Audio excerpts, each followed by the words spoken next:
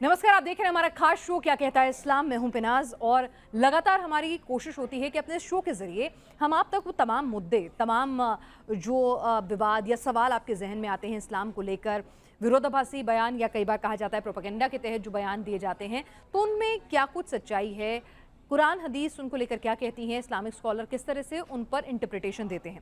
ऐसा ही एक मुद्दा है जो गाहे बगाहे हमारे सामने आकर खड़ा हो जाता है कि भाई इस्लाम में, यानी कि अगर आप मुस्लिम हैं, आप बेऔलाद हैं या किसी भी कारणवश किसी को गोद लेना चाहते हैं तो ये इस्लाम के मुताबिक हराम है, नाजायज़ है। और अगर आपने बच्चे को गोद ले भी लिया, अपनी पनाह दे भी दी, रख भी लिया, तो भी आप उसे संपत्ति में से हक नहीं दिला सकते एज पर मुस्लिम लॉ। तो क्या ये वाकई ऐसा है? क्या इसमें किसी तरह के अमेंडमेंट की कोशिशें की जा रही हैं? इस पर बातचीत करने के लिए हमारे साथ दो खास मेहमान इस वक्त स्टूडियो में मौजूद हैं। हमारे साथ एक्स मुस्लिम समीर हैं और हाजिक खान साहब इस वक्त हमारे साथ इस्लामिक स्कॉलर जुड़ चुके हैं। समीर, सबसे पहले मैं आपसे जानना चाहूँगी, क्या कोई बेऔलाद हो या कोई किसी को सहारा देने की नीयत से या फिर किसी बच्चे की मदद की नीयत से कोई अगर किसी बच्चे को, अनाथ बच्चे को गोद लेना चाहता है तो इस्लाम इसकी इजाज़त देता है? अगर कोई इंडिविजुअल अपने आप से किसी को अडॉप्ट करना चाहे तो वो कर सकता है, लेकिन अगर इस्लाम के नैरेटिव से आप देखना चाहती हैं तो इस्लाम में जो है अडॉप्शन का कल्चर नहीं है, वो ख़त्म हो चुका है। और इसके ख़त्म होने के पीछे एक वाक़या है जो कि मोहम्मद रसूलुल्लाह से रिलेटेड है। तो उनका एक वाक़या हुआ था, वो मैं आगे आपको बता दूंगा। लेकिन राइट नाउ जो है इस्लाम के अंदर अडॉप्शन का कल्चर नहीं है, आप किसी को अडॉप्ट नहीं कर सकते। अगर आप किसी को अडॉप्ट करते हैं तो आप उसको अपना नाम नहीं दे सकते। जब आप नाम भी नहीं दे सकते तो फिर संपत्ति में हिस्सा देना तो बहुत बाद की बात है। नहीं, अगर चलिए ठीक है, आप अगर कोई बच्चा यतीम हो गया है तो उसको आप सहारा देने की नीयत से भी अडॉप्ट नहीं कर सकते? इस्लाम में अडॉप्शन का कल्चर नहीं है। तो अगर कोई बेऔलाद है तो भी नहीं बच्चा अडॉप्ट कर सकता? किसी कंडीशन में नहीं। अपने भाई, अपने रिश्तेदार का बच्चा भी नहीं? नहीं, एडॉप्शन का कल्चर नहीं है, वो ख़त्म हो चुका है। और इसके पीछे का एक वाक़या है जो कि शायद मेरे लिए तो वो शर्मसार करने वाला है, हमारे मोमिनीन भाई के लिए जो है वो बड़ी चीज़ हो सकता है। आपसे मैं वाक़या सुनूं उससे पहले इस्लामिक स्कॉलर हमारे साथ इस वक्त जुड़े हुए हैं, हाजिक खान साहब। और मैं आपसे ये भी जानना चाहूँगी कि आपने मना कर दिया, इसके पीछे कोई कुरान हदीस का हवाला आप दे सकते हैं कि नहीं, वो भी पूछूंगी मैं आपसे समीर। लेकिन पहले हाजिक खान साहब से पूछ लूँ। हाजिक खान साहब, क्या इस्लाम में गोद लेना नाजायज़ है, हराम है? मैडम, नाजायज़ और हराम तो नहीं है, लेकिन इस्लाम ने इसकी ममानियत की है। क्योंकि जो बच्चा पैदा हो रहा है उसके बाप का नाम देना, क्योंकि बाप का जब उसकी डेट ऑफ बर्थ लिखी जाएगी तो उसके बाप का ही नाम लिखा जाएगा। और नहीं, माँ का नाम भी चलता है सर? नहीं, संविधान के एतबार, हमारे संविधान के एतबार से भी स्कूल में जब लिखा जाता है ना, नहीं, तो वहाँ पे संविधान के हिसाब से देखिए उसको अलहदा रखते हैं। हालांकि मैं आपको बता दूं कि भारत के संविधान के हिसाब से माँ का नाम भी अगर आप रखना चाहें तो कोई आपत्ति नहीं है। देखिए, इस्लाम ने माँ के नाम को नहीं, बाप के नाम को तरजीह दी है कि जिसका बेटा है, जिसका नुतफ़ा है, जिस नुतफ़े से वो पैदा हुआ है, उसी के नुतफ़े का नाम दिया जाएगा। ये इस्लाम का अपना कंसेप्ट है। तो जो इस्लाम में बच्चे यतीम हो जाते हैं उनको कोई पनाह नहीं दे सकता? गोद लेना कोई जुर्म नहीं है। उनको गोद लेके पालन पोषण किया जा सकता है, उनको अपने यहाँ रखा जा सकता है, ये सब किया जा सकता है। लेकिन जैसे अभी समीर साहब कह रहे थे कि प्रॉपर्टी में उसको हिस्सा नहीं दिया जाता, इस्लाम ने इसको मना किया। अगर कोई आदमी अपनी विल करके उसको लिख देगा प्रॉपर्टी तो लिख जाएगी उसको, वो उसकी अपनी पावर है, क्योंकि उसकी वो प्रॉपर्टी है। वो अपने भाई को देना चाहे, उसके कोई बच्चा नहीं है, औलाद नहीं है, तो वो भाइयों को, बहनों को, इनको जाती है प्रॉपर्टी। और अगर किसी बच्चे को कोई गोद लेता है, जैसा कि आज समाज में लेते हैं, तमाम मुस्लिम के यहाँ ऐसे बच्चे हैं, वो भतीजे को ले लेते हैं, भांजे को ले लेते हैं, अपनी बहन के बच्चे को ले लेते हैं और उनकी पालन पोषण करके जब उनको बड़े होते हैं तो उनकी संपत्ति वो अपने नाम से उनको लिख देते हैं। लेकिन शरीयत के एतबार से शरीयत ने कहा है कि ले पालक की कोई इस्लाम में हैसियत नहीं है, ले पालक की प्रॉपर्टी में हिस्सेदारी नहीं है। ये इस्लाम की राय है जी। इसमें इस्लाम में कोई आपको लगता है कि जैसे बहुत सारे बच्चे जो हैं हाजिक खान साहब यतीम भी हो जाते हैं, इस्लामिक देशों में भी यतीम होते हैं, और कई ऐसे लोग भी होते हैं जो बेऔलाद होते हैं। कई लोग ऐसे बच्चों को सपोर्ट करना चाहते हैं जिनके माँ बाप दुनिया में नहीं हैं, तो यानी इसकी कोई गुंजाइश इस्लाम में है ही नहीं अगर आप ऐसा करना चाहें तो। पीना जी मैडम, बात यह है कि प्रॉफिट मोहम्मद सल्लल्लाहु अलैहि वसल्लम ने नौबत का ऐलान 40 साल की उम्र में किया और उस 40 साल की उम्र से पहले आपने यतीमों की, मिस्किनों की, बेवाओं की, मुसाफिरों की, सारे लोगों की मदद की, आपने कैदियों की मदद की, आपने लोगों को, बेवाओं की मदद की। ये आपका लोगों से जब इस्लाम आपने अपना ऐलान किया कलमे का और नबुव्वत का ऐलान किया तो आपने एक दावत की और दावत करके लोगों को बुलाया, अरब मक्का के लोगों को, और उन्हें खाना खिलाया, दूध पिलाया, रोटी खिलाई और पूछा है लोगों में तुम्हारे बीच में कैसा हूँ। लोगों ने कहा आप सादिक हैं, अमीन हैं, सच्चे हैं, अमानतदार हैं, आपके अखलाक अच्छे हैं, आपके मामलात अच्छे हैं, आप गरीबों की, मिस्किनों की, यतीमों की, मुसाफिरों की, कैदों की मदद करने वाले हैं, आपने कभी झूठ नहीं बोला, आपने सच रखते हैं, आपने अमानत में ख़यानत नहीं करी। तब आपने कहा या अय्युहन्नास कुलू ला इलाहा इल्ला तुफ्लिहून, ए लोगों कलमा पढ़ लो कामयाब हो जाओगे। कामयाबी का ज़ामिन इस्लाम के एतबार से ला इलाहा, और आदम अलैहिस्सलाम से लेके प्रॉफिट मोहम्मद सल्लल्लाहु अलैहि वसल्लम तक 1,24,000 मैसेंजर आए और उन्होंने सब ने एक आवाज़ में, एक साउंड में ये कहा कि या अय्युहन्नास कुलू ला इलाहा इल्ला तुफ्लिहून, ए लोगों कलमा पढ़ लो कामयाब हो जाओगे। जी समीर, यहाँ पर मुझे आप बताएं कि किसी कुरान या हदीस का हवाला दे सकते हैं कि जहाँ पर बच्चों को गोद लेना गलत बताया गया हो, नाजायज़ या हराम ठहराया गया हो? नाजायज़ हराम का मैंने नहीं कहा है, मैंने भी यही कहा है कि इसकी मुमानत है, यानी कि इसको मना किया गया है कि ऐसा ना करें। अच्छा, अब यानी इस ये बात कोई के ऊपर एक मिनट, ये कोई गुनाह नहीं है? मतलब अगर नहीं, आपने बच्चा अडॉप्ट कर लिया तो ये अगर कोई आपने बच्चा गुनाह नहीं किया। अगर कोई लावारिस बच्चा है या फिर कोई यतीम बच्चा है, आप उसे अपने घर में रख लेते हैं, उसको पालते पोसते हैं, तो ये गुनाह नहीं है। लेकिन आप उसको प्रॉपर अडॉप्ट नहीं कर सकते, उसको अपना नाम नहीं दे सकते। जैसे कि आप एक बाप की तरह उसको अडॉप्ट करते हैं, आप उस तरीके से नहीं कर सकते, इस्लाम में इसकी मनाही है। अब जहाँ तक बात ये है अडॉप्शन की, तो इसके ऊपर मेरा जो स्टैंड है और हमारे हाजी खान साहब का जो स्टैंड है वो सेम है, बराबर है। हम दोनों इस बात का इकरार कर रहे हैं कि इस्लाम के अंदर इसकी ममानत है, इसकी इजाज़त नहीं है। लेकिन मैं ये जानना चाहता हूँ, इन्होंने बहुत सारी बातें कही हैं मोहम्मद रसूलुल्लाह की जो है सीरत के बारे में। इन्होंने बात की है कि उनको लोग सादिक और अमीन मानते थे, उनको सच्चा मानते थे, उनको अच्छा मानते थे, उनके पास अपनी अमानतें रखते थे, एंड ऑल वगैरह वगैरह। बहुत सारी बातें इन्होंने की, वो जो है ज़रूरतमंदों की मदद करते थे। मैं इनसे ये पूछना चाहता हूँ, इसके ऊपर ये एक अलग टॉपिक है, इसके ऊपर फिर कभी बहस की जा सकती है। मैं हमारे मोहतरम हाजी खान साहब से ये पूछना चाहता हूँ कि अगर इस्लाम के अंदर एडॉप्शन का कल्चर जो है वो बंद किया गया है, तो उसकी वजह क्या है, ये क्यों बंद किया गया है और कब बंद किया गया है? अगर मैं गलत नहीं हूँ तो पैगंबर साहब ने भी एक बच्चे को गोद लिया था, तो फिर क्यों बंद कर दिया गया? ये पहले तो मुझे दुरुस्त कीजिएगा मेरी जानकारी अगर गलत हो तो। जी आप सही कह रहे हैं। वो वाक़या हुआ कि अल्लाह के रसूल सल्लल्लाहु अलैहि वसल्लम एक गजबे से लौट के आ रहे थे, जंग में कुछ लोग शहीद हो गए। एक बच्चा अपने बाप को देख रहा था जो उस जंग में शहीद हो गए थे। वो इसके बाप नज़र नहीं आए तो उन्होंने प्रॉफिट मोहम्मद सल्लल्लाहु अलैहि वसल्लम से पूछा कि ए अल्लाह के रसूल, मेरे बाप कहाँ हैं? तो अल्लाह के रसूल ने कहा, उसको अपने घर ले गए और कहा कि तेरे बाप शहीद हो गए, क्या तू पसंद करेगा कि तेरी माँ आयशा और मैं तेरा बाप बनूँ? ये आप जो कह रही हैं बिल्कुल सही कह रही हैं। इस्लाम में रसूलुल्लाह सल्लल्लाहु अलैहि वसल्लम ने भी उस बच्चे को अपने घर पाशा पूछा पड़ा कर रखा, लेकिन उसमें शरीयत ने यह हुक्म दिया कि उन बच्चों को, ले पालक को, जो गोद लिए हुए बच्चे होते हैं, इस्लामी के एतबार से उनकी कोई हैसियत नहीं है। इस्लाम में हैसियत है खून के रिश्ते की, यानी जैसे मामा, चाचा सगा, खाला सगी, बहन सगी, भाई सगा, इनसे निकाह नहीं हो सकता। वो लोग जिनसे ब्लड रिलेशन है उनसे इस्लामिक एतबार से किसी भी एंगल से निकाह नहीं हो सकता। अब जैसे खाला के लड़के से, मामू के लड़के से, फूफी के लड़के से, चाची के लड़के से निकाह हो सकता है। ये सब गैर महरम, एक महरम है और एक गैर महरम है। हाजी खान साहब, मैं आपसे बस इतना जानना चाहता हूँ कि आप मुझे इतना बताएं, आपने इकरार किया है कि जैद बिन हारिस को मोहम्मद रसूलुल्लाह ने गोद लिया था, अपना नाम दिया था और उनका नाम बदलकर जैद बिन मोहम्मद किया था। हाँ नहीं, जो काम खुद पैगंबर साहब ने किया उसे अपने अनुयायियों से करवाने के लिए क्यों रोका उन्होंने, क्यों पाबंदी? तो बाद में ऐसा क्या हुआ कि एडॉप्शन का कल्चर जो है वो बंद कर दिया गया इस्लाम के अंदर? इसकी कुरान में जब ये आयत आ गई, कुरान में जब ये आयतें आ गई, कुरान में आ गया कि ले पालक की कोई हैसियत है, कुरान में आया। प्रॉफिट मोहम्मद सल्लल्लाहु अलैहि वसल्लम आया नंबर 40, मा काना मुहम्मदुन अबा अहदिम मिर रिजालिकुम वलाकिन रसूलुल्लाहि व खातिमुन नबिय्यीन। इसी आयत की आप बात कर रहे हैं। मैं पूछ रहा हूं कि ये आयत क्यों नाजिल हुई, इसके पीछे की वजह क्या है? देखिए, वजह जो भी अल्लाह ताला सारे चीज आयत का शान नहीं, जो भी नहीं, जो भी नहीं, इसका शान नुज़ूल बिल्कुल क्लियर है, वाज़ेह है। तमाम मुहद्दिसीन, मुअख्खरीन और तमाम तारीखदान ने और तमाम जो है मुफस्सिरीन ने और तमाम मुहद्दिसीन ने इसका जो शान नुज़ूल है, इसकी जो वजूहात है वो बिल्कुल वाज़ेह तौर पर लिखी है। तफसीर इब्न कसीर आप पढ़ लें, तफसीर जलालैन पढ़ लें, तफसीर तिबरी रख लें।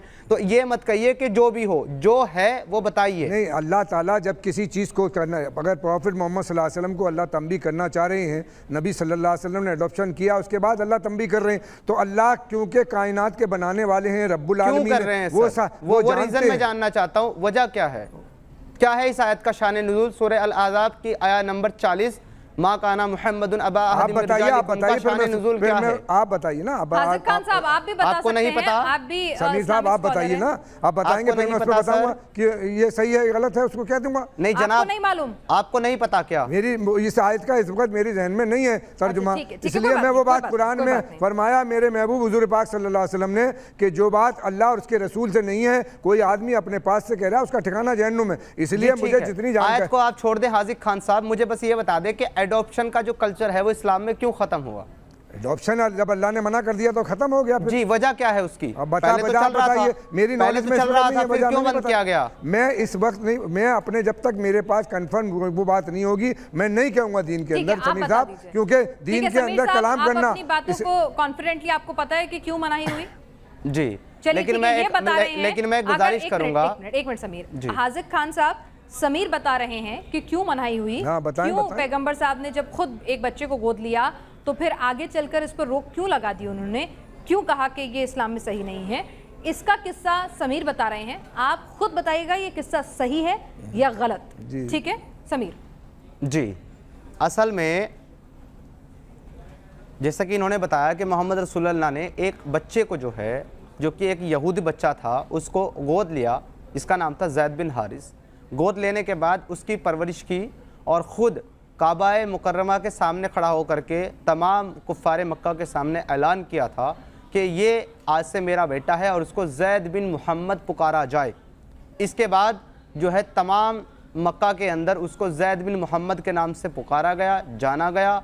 उसके बाद मोहम्मद रसूलुल्लाह ने ज़ैनब बिनते जहश के साथ उसका निकाह लेकर, उसके निकाह के जो है पेशकश लेकर के उनके वालिद के पास पहुँचे, तो ज़ैनब बिनते जहश ने यह कहकर पहले इनकार किया कि ये ग़ुलाम है आपका और मैं ऊँचे घराने की हूँ, तो मैं कैसे निकाह कर सकती हूँ। जिसके बाद अल्लाह ने कुरान के अंदर सूरह अल अहज़ाब की आया नंबर 36 नाजिल की, जिसका तर्जुमा ये है कि और तुम में से किसी के लिए ये जायज़ नहीं कि जब अल्लाह और उसका रसूल किसी चीज़ का फ़ैसला कर दें तो तुम उसमें फिर कोई फ़ैसला करो। तो जब ये आयत नाजिल हुई तो ज़ैनब जो है वो रसूलुल्लाह की बात मानकर निकाह करने के लिए तैयार हो गई और ज़ैद के साथ निकाह कर लिया।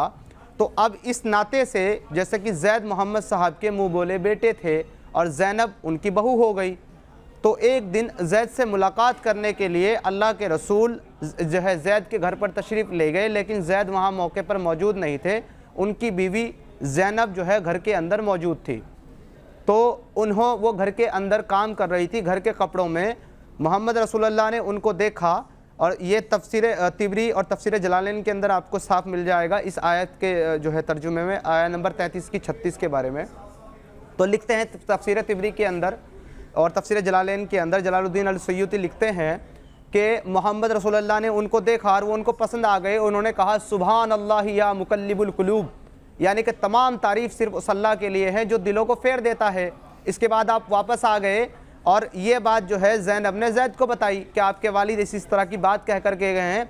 तो ज़ैद जो है पहुँचे मोहम्मद रसूलुल्लाह के पास और जाकर के कहा कि मैं अपनी बीवी को तलाक दे देता हूँ, आप उससे निकाह कर लें। इसके बाद अल्लाह ने कुरान, तो आप रसूलुल्लाह ने कहा कि नहीं अल्लाह से डरो और अपनी बीवी को अपने पास रखो। जिसके बाद अल्लाह ने कुरान के अंदर सूरह अल अहज़ाब की आया नंबर 37 नाजिल की कि याद करो ए नबी, जब वो शख्स आपसे कह रहा था जिस पर आपने एहसान किया, क्या यानी कि आपने उसको अडॉप्ट करके अपना बेटा बनाया और हमने भी इस पर एहसान किया यानी उसे मुसलमान बनाया, तो वो कह रहा था कि तुम जो है ऐसा कर लो, मेरी बीवी से निकाह कर लो, मैं तलाक दे देता हूँ। तो आपने उसे कहा कि अल्लाह से डरो और अपनी बीवी को अपने पास रोके रखो। हालांकि अल्लाह जाहिर करने वाला था वो बात जिसको आप अपने दिल में छुपाए बैठे थे। यहाँ एक चीज़ बिल्कुल क्लियर होती है कि मोहम्मद रसूलुल्लाह उससे निकाह करना चाहते थे और वो ख्वाहिश अपने दिल के अंदर छुपा रखी थी, लेकिन अल्लाह उसको जाहिर करने वाला था। अल्लाह ने जाहिर कर दिया। उसके बाद अल्लाह आगे कहता है कि और जब वो शख्स उससे अलहदगी अख्तियार कर चुका, यानी कि उसको तलाक दे चुका, तो अब हमने आपका निकाह उसके साथ कर दिया है। अब जब ये चीज़ हो गई और मोहम्मद साहब के साथ उसका निकाह तय हो गया आसमान के ऊपर अपनी बहू के साथ, तो मक्का के लोगों ने जो है ये कहना शुरू कर दिया कि ये मोहम्मद ने क्या काम किया, अपने खुद की बेटे की बीवी से शादी कर ली। उन्होंने ताने मारने शुरू कर दिए, इल्ज़ाम लगाने शुरू कर दिए। उसके बाद अल्लाह ने यह आयत नाजिल फरमाई, सूरह अल अहज़ाब की आया नंबर 40, मा काना मुहम्मदुन अबा अहदिम मिर रिजालिकुम वलाकिन रसूलुल्लाहि व खातमन नबिय्यीन, यानी कि मोहम्मद तुम में से किसी मर्दों के बाप नहीं हैं, बल्कि वो तो अल्लाह के रसूल हैं। तो यहाँ पर एडॉप्शन का कल्चर ख़त्म कर दिया गया। अब इस्लाम में कोई किसी को एडॉप्ट नहीं कर सकता। इसकी वजह यह है कि हमारे प्यारे रसूल मोहम्मद रसूलुल्लाह ने अपने मुंह बोले बेटे की बीवी से शादी कर ली थी। और आगे अल्लाह उसी आयत के अंदर 37 के अंदर उसके अंदर यह कहता है कि और हमने ये फैसला इसलिए कर दिया ताकि मुसलमानों को अपने मुंह बोले बेटों की बीवियों में कोई तंगी ना रहे जब वो उनको तलाक दे दें। यानी कि सिर्फ मोहम्मद रसूलुल्लाह ही नहीं, हर एक मुसलमान अपने मुंह बोले बेटे की बीवी से और अपनी मुंह बोली बेटी से निकाह कर सकता है, ये जायज़ है। समीर साहब, जब आपने पहली बात कही कि रसूलुल्लाह सल्लल्लाहु अलैहि वसल्लम के ज़ैद की जब निकाह के लिए भेजा तो उनकी बेटी ने नहीं मना किया, उनके वालिद ने मना किया कि तुम एक गुलाम। आपकी आवाज़ कम आ रही है, मुझे थोड़ा सा लाउड बोलें या फिर कुछ करें। जी, थोड़ा सा आवाज़ बढ़ा दी जाए। हाँ। गुलाम के आप गुलाम हो और मेरी बेटी सैयद है, मैं कैसे निकाल। उन्होंने नहीं कहा, उस बेटी ने ये कहा कि अब्बा ये भेजने वाला कौन है, ये भेजने वाले अल्लाह के रसूल हैं, इसलिए आप इनसे मेरा निकाह करा दीजिए। यहाँ आपका थोड़ा सा मैं उस पर मैंने ये वाक़या पढ़ा है, ये वाक़या मैंने देखा। मैं उसको एक्सेप्ट करता हूँ, हो सकता है उनके वालिद ने कहा हो, लेकिन अल्लाह ने कुरान के अंदर ये आयत फिर नाजिल फरमाई। दूसरी बात ये है कि जब तलाक हुई, रसूलुल्लाह सल्लल्लाहु अलैहि वसल्लम ने तलाक उन्होंने दे दी। इस्लाम ने निकाह के मामले में दो तरह की बात कही है। नंबर एक कि आपके जो ब्लड रिलेशन का है वहाँ निकाह नहीं हो सकता।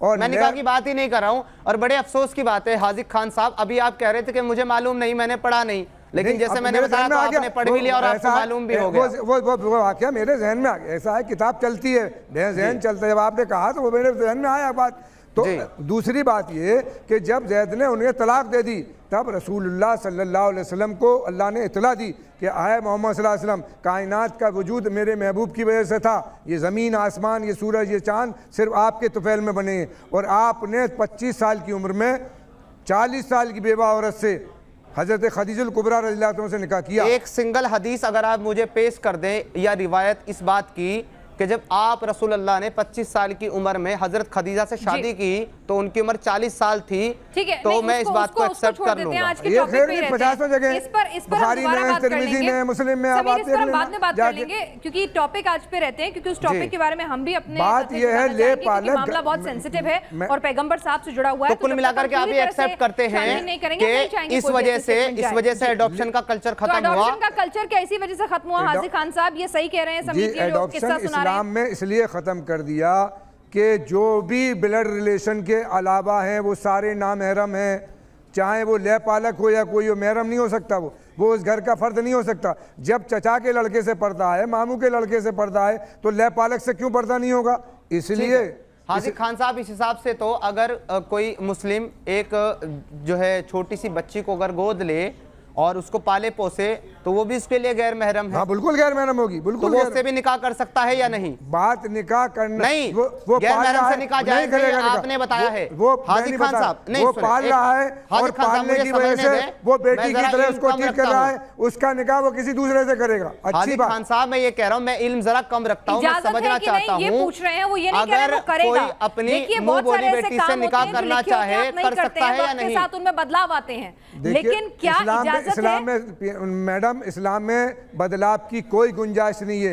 ये अल दीनो अकमल तो लकुम दीनकुम, ये कामिल और मुकम्मिल कर दिया है क़यामत तक के लिए। अल्लाह मैन्युफैक्चर है, मिड वर्ल्ड के क्रिएटर हैं, अल्लाह ने बनाया है सारे निज़ाम को। टीवी पर कैसे बैठे हैं? कई मौलाना तो ये भी कहते हैं कि भाई टीवी पर बैठना भी हराम है।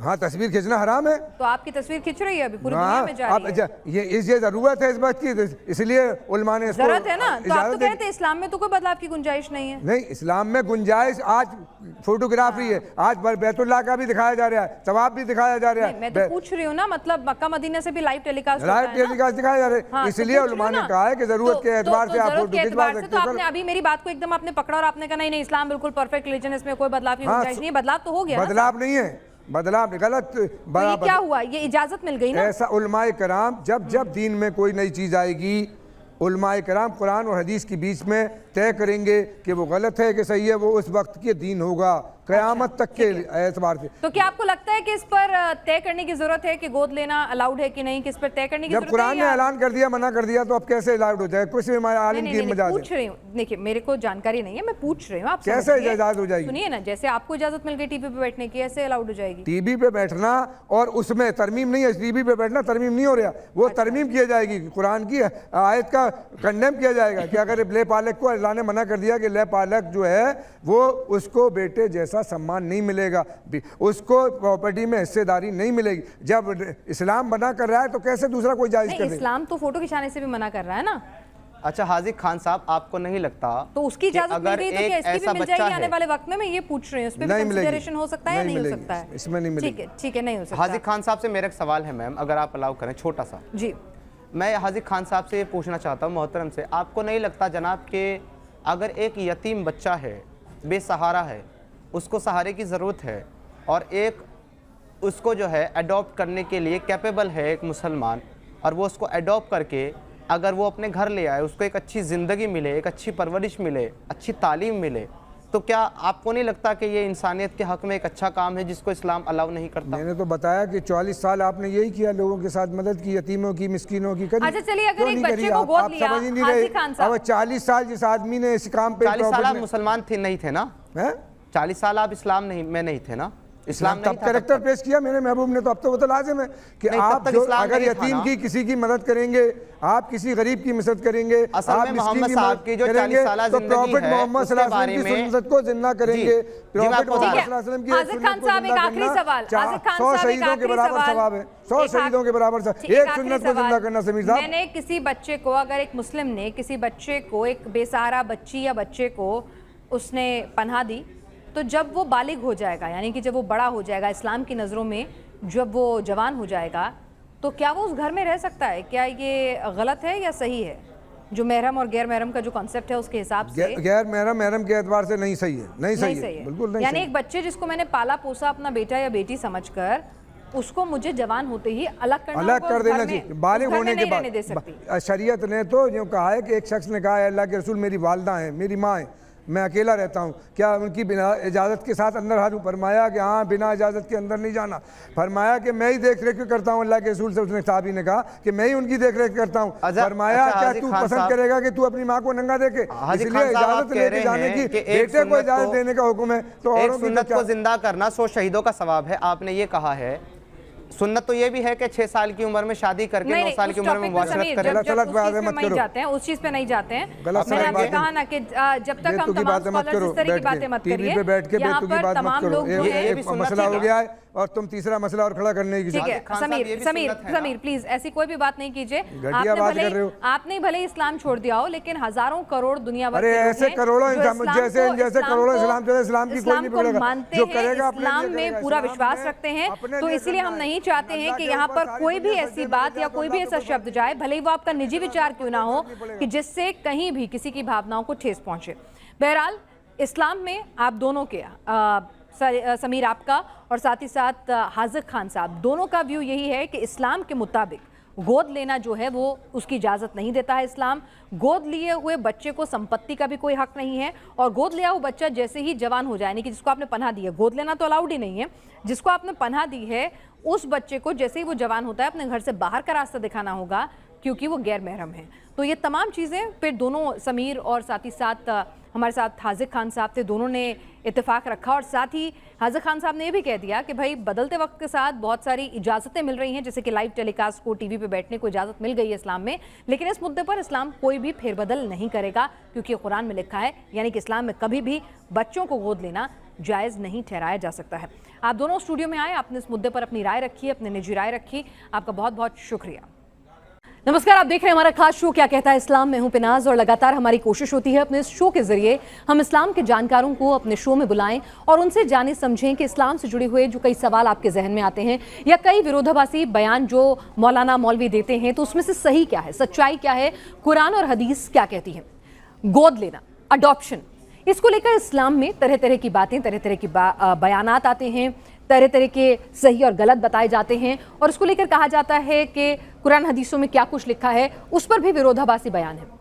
गोद लेने को लेकर इस्लाम क्या कहता है, साथ ही ये भी समझने की कोशिश करेंगे। कई जगह हमने पढ़ा कि आप अपने गोद लिए हुए बच्चे से, बेटे या बेटी से निकाह कर सकते हैं। क्या ऐसा इस्लाम कहता है? क्या कहीं कुरान हदीस में इसे जायज़ ठहराया गया है कि जिस बच्चे को आपने अडॉप्ट किया है, जिसे गोद लिया है, उससे आप निकाह कर सकते हैं अगर ऐसे हालात बने, आप करना चाहें तो? और साथ ही क्या गोद लिए हुए बच्चे क्या संपत्ति में हक होता है? क्या वो दूसरों को, आपके जो दूसरी औलादें हैं उनके साथ उसका क्या रिश्ता होगा, क्या उनमें निकाह हो सकता है? ये तमाम सवालात जो हैं इसको हम जानने की कोशिश करेंगे। हमारे साथ दो खास मेहमान इस वक्त स्टूडियो में जुड़ चुके हैं। हमारे साथ समीर हैं, एक्स मुस्लिम हैं, और हमारे साथ हाफिज नूर अहमद साहब हैं, प्रदेश अध्यक्ष हैं MPLBI के। आप दोनों का बहुत बहुत स्वागत है। हाफिज नूर साहब, आपसे समझना चाहूंगी सबसे पहले, मैंने कहीं पढ़ा और सुना, आप मुझे दुरुस्त कीजिएगा अगर मैं गलत हूं, कि इस्लाम इस बात की इजाजत देता है कि अगर मैं अपने गोद लिए हुए बेटे या बेटी से निकाह करना चाहूं तो ये सही है।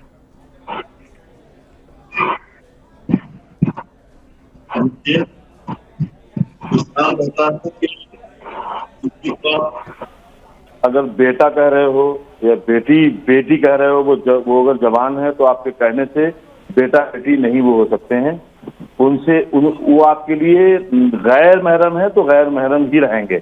नहीं, रही बात गोद में लेने की, गोद लिया है, हाँ मैं वहीं पर आ रहा हूँ, तो मतलब रही बात गोद लेने की, तो गोद लेने पर आप ये जान लें कि अगर उसने माँ का दूध पिया है और वो बच्चा बहुत छोटा था और तब उससे निकाह की बात सोचना भी गुनाह है, मतलब सोचना भी गुनाह है, और उसको यूं ही पाला है और उसकी वो बालिग है, अगर वो नाबालिगी के हालत में पाला है तब भी उससे निकाह जायज नहीं है, और अगर बालिग होने के बाद में पाला है तो वो नामहरम रहेगा। ये तो बच्चा हो ही नहीं सकता। आप ये कह रहे हैं कि अगर किसी आपने बालिग बच्चे को गोद लिया है, बालिग से क्या 18 साल की उम्र या फिर प्यूबर्टी आना? बालिग नहीं, हमारे यहाँ जो इस्लाम कहता है, इस्लाम के यहाँ बालिग होने के तरीके और हैं। जो हमारे मुल्क का कानून है उसके बालिग होने का तरीका और है। हमारे यहाँ जब नमाज हो जाती है फर्ज, तब बच्चा कहलाता है बालिग। हमारे यहाँ लड़का 11 साल की उम्र में हो जाता है बालिग, और लड़की के जब तकरीबन 9 से 10 साल की उम्र में वो हो जाती है, बालिग हो जाती है। ठीक है, यानी कि जो इस्लाम कहता है जब उस पर रोजे नमाज फर्ज हो जाए, ठीक है, तो वो बालिग कहलाते हैं। ठीक है सर, मैं एक चीज समझना चाहती हूँ आपसे। आप कह रहे हैं कि अगर आपने किसी बच्चे को गोद लिया है और वो बालिग नहीं है, अगर उसने माँ का दूध पिया है तो निकाह हराम है, लेकिन एक पुरुष उसने एक बच्चे को गोद लिया है तो जाहिर सी बात है वो तो दूध नहीं पिलाएगा, तो क्या उस लड़की से वो निकाह कर सकता है? जब उसने उसको बचपन से पाला है, अपनी बेटी उसको बेटी कहा है, तो निकाह कैसे हो जाएगा? वो कहीं नहीं, गोद ली हुई है, गोद ली हुई है ना, उसको बेटी उसको अपना बाप बन के रह रहा है, तो निकाह कैसे पढ़ाएगा वो उसके साथ? समीर, ये तो गलत बात, आप लोग गलत इस्लाम को बदनाम करने के लिए, प्रोपेगेंडा फैलाने के लिए झूठ फैला रहे हैं कि गोद लिए हुए बच्चे से निकाह कर सकते हैं आप, चाहे पुरुष हो या महिला हो। ये झूठ फैला रहे हैं आप, ऐसा इस्लाम में कहीं नहीं कहा गया है। कौन समीर है ये? शायद इन्होंने इस्लाम को जो है ना, या तो मैडम पढ़ा नहीं है जी। हमारे साथ समीर हैं, पास थोड़ी सी इस्लाम के जानकार हैं, अब इस्लाम छोड़ चुके हैं। पहले 5 वक्त के नमाजी रोजेदार रहे थे, लेकिन अब इस्लाम छोड़ चुके हैं, एक्स मुस्लिम हैं। समीर है हमारे साथ जी। तो जाहिर है जब वो इस्लाम छोड़ चुके हैं तो वो इस्लाम की मुखालफत ही करेंगे, सवाल नहीं कर सकते, राइट? थोड़ा ही अगर इस्लाम छोड़ चुके हैं तो इस्लाम पे सवाल नहीं कर सकते, ऐसा कुछ कह रहे हैं आप? आप इस्लाम छोड़ चुके हैं तो आप इस्लाम की मुखालफत ही करेंगे, ये कह रहा हूँ। आपने मुखालफत उसको कहते हैं, हजरत सुनिए, मुखालफत उसको कहते हैं कि जो अपनी तरफ से कोई बात करके और उसको पेश करे कि ये इस्लाम है, उसको कहते हैं मुखालफत। जैसा कि आप कर रहे हैं, अपनी खुद की इंटरप्रिटेशन बता करके और ये कह रहे हैं कि ये इस्लाम है। आप कह रहे हैं कि अगर किसी ने किसी को गोद लिया, बच्ची को, तो वो उससे कैसे निकाह कर लेगा, उससे तो निकाह हो ही नहीं सकता। लेकिन ये आपकी इंटरप्रिटेशन है, इस्लाम ऐसा नहीं कहता। इस्लाम क्या कहता है वो मैं आपको बताता हूँ। सूरह अल अहज़ाब 33 नंबर की सूरा है, आया नंबर 37। और जब जैद अपनी बीवी से अपनी ख्वाहिशात पूरी कर चुका तो हमने उसका निकाह आपके साथ कर दिया, और हमने ये हुक्म इसलिए दे दिया ताकि मोमिनों को अपने मुंह बोले बेटों की बीवियों में कोई मसला ना रहे जब वो उनसे कता ताल्लुक़ कर चुके हों। यानी कि यहाँ पे बात की जा रही है उस किस्से की जिसमें आप सल्लल्लाहु अलैहि वसल्लम का जो मुंह बोला बेटा था जैद, उसकी बीवी थी हज़रत ज़ैनब। तो जैद से निकाह ख़त्म करने के बाद अल्लाह ताला ने ये हुक्म दिया कि जैद से हमने तलाक करा दिया तुम्हारे मुंह बोले बेटे की बीवी से, और अब हमने उसकी शादी तुमसे कर दी ज़ैनब से, वो तुम्हारी बीवी है। तो यहाँ तो आपके रसूल ने खुद शादी की और आपके अल्लाह ने खुद कराई है मुंह बोले बेटे की बीवी से शादी। नंबर एक चीज़। दूसरा, आपने ये कहा है कि ये इस्लाम में कैसे जायज़ हो सकती है, जबकि आपका अल्लाह खुद कह रहा है कि हमने ये हुक्म इसलिए दे दिया ताकि तमाम मोमिनीन को जो है अपने मुंह बोले बेटों की बीवियों में कोई मसला ना रहे। अब यहाँ पे बात आती है ये मुंह बोले वाले मसले की। कुरान की आया सूरा अहज़ाब सूरा नंबर 33 की आया नंबर 40 क्या कहती है? मा काना मुहम्मदुन अबा अहदिम मिर रिजालिकुम वलाकिन रसूलुल्लाहि व खातमुन नबिय्यीन। यानी कि मोहम्मद तुम में से किसी भी मर्दों का बाप नहीं है, मोहम्मद तुम में से किसी भी मर्दों का बाप नहीं है। तो यहाँ पर एडॉप्शन का कल्चर ख़त्म, आप एडॉप्ट नहीं कर सकते। अगर आप इस्लाम के अंदर किसी को एडॉप्ट करते हैं तो वो आप उसको अपना नाम नहीं दे सकते, वो आपका सगा बेटा नहीं है। नहीं तो मुझे ये बता दें कि आप सल्लल्लाहु अलैहि वसल्लम ने अपने मुंह बोले बेटे जैद की बीवी ज़ैनब से निकाह किस बेस पे किया, जब आप कह रहे हैं कि ठीक है हाफिज साहब जवाब दें। ये जनाब जो है ना, ये इस्लाम की मुखालफत करने के लिए वजूद में आए हैं। नहीं, ये तो एग्जाम्पल दे रहे हैं, ये हवाला दे रहे हैं हदीसों का, ये हवाला दे रहे हैं इंसिडेंट्स का। क्या ये झूठे हवाले दे रहे हैं? इस्लाम में मुंह बोला कुछ होता ही नहीं है। मुंह बोला क्या होता है भाई? इस्लाम में मुंह बोली कोई चीज ही नहीं है। गोद लिया हुआ, किसने कहा? गोद लिया हुआ। अना मुहम्मद रसूलुल्लाही वक़ालत कि जैद को उन्होंने ऐलान किया काबा के सामने खड़े होकर के कि जैद बिन हारिस को आज से मेरा बेटा कहा जाए और इसका नाम है जैद बिन मोहम्मद। यानी कि एडॉप्ट किया। एक ग़ुलाम थे जैद बिन हारिस, उनको आज़ाद किया, उसके बाद उनको एडॉप्ट किया, अपना नाम दिया और जवान होने तक वो जैद बिन मोहम्मद ही कहलाते रहे। उसके बाद ज़ैनब बिनते जहेज के साथ उनका निकाह करार पाया जिसका जिक्र मिलता है। एक मिनट मैं आपको रेफरेंस दे रहा हूँ, मैं आपको रेफरेंस दे रहा हूँ, आप सुन ले, मेरी बात मुकम्मल सुन ले। कहाँ से लाते हो? आपकी किताब से मोहम्मद कभी नहीं कहलाया।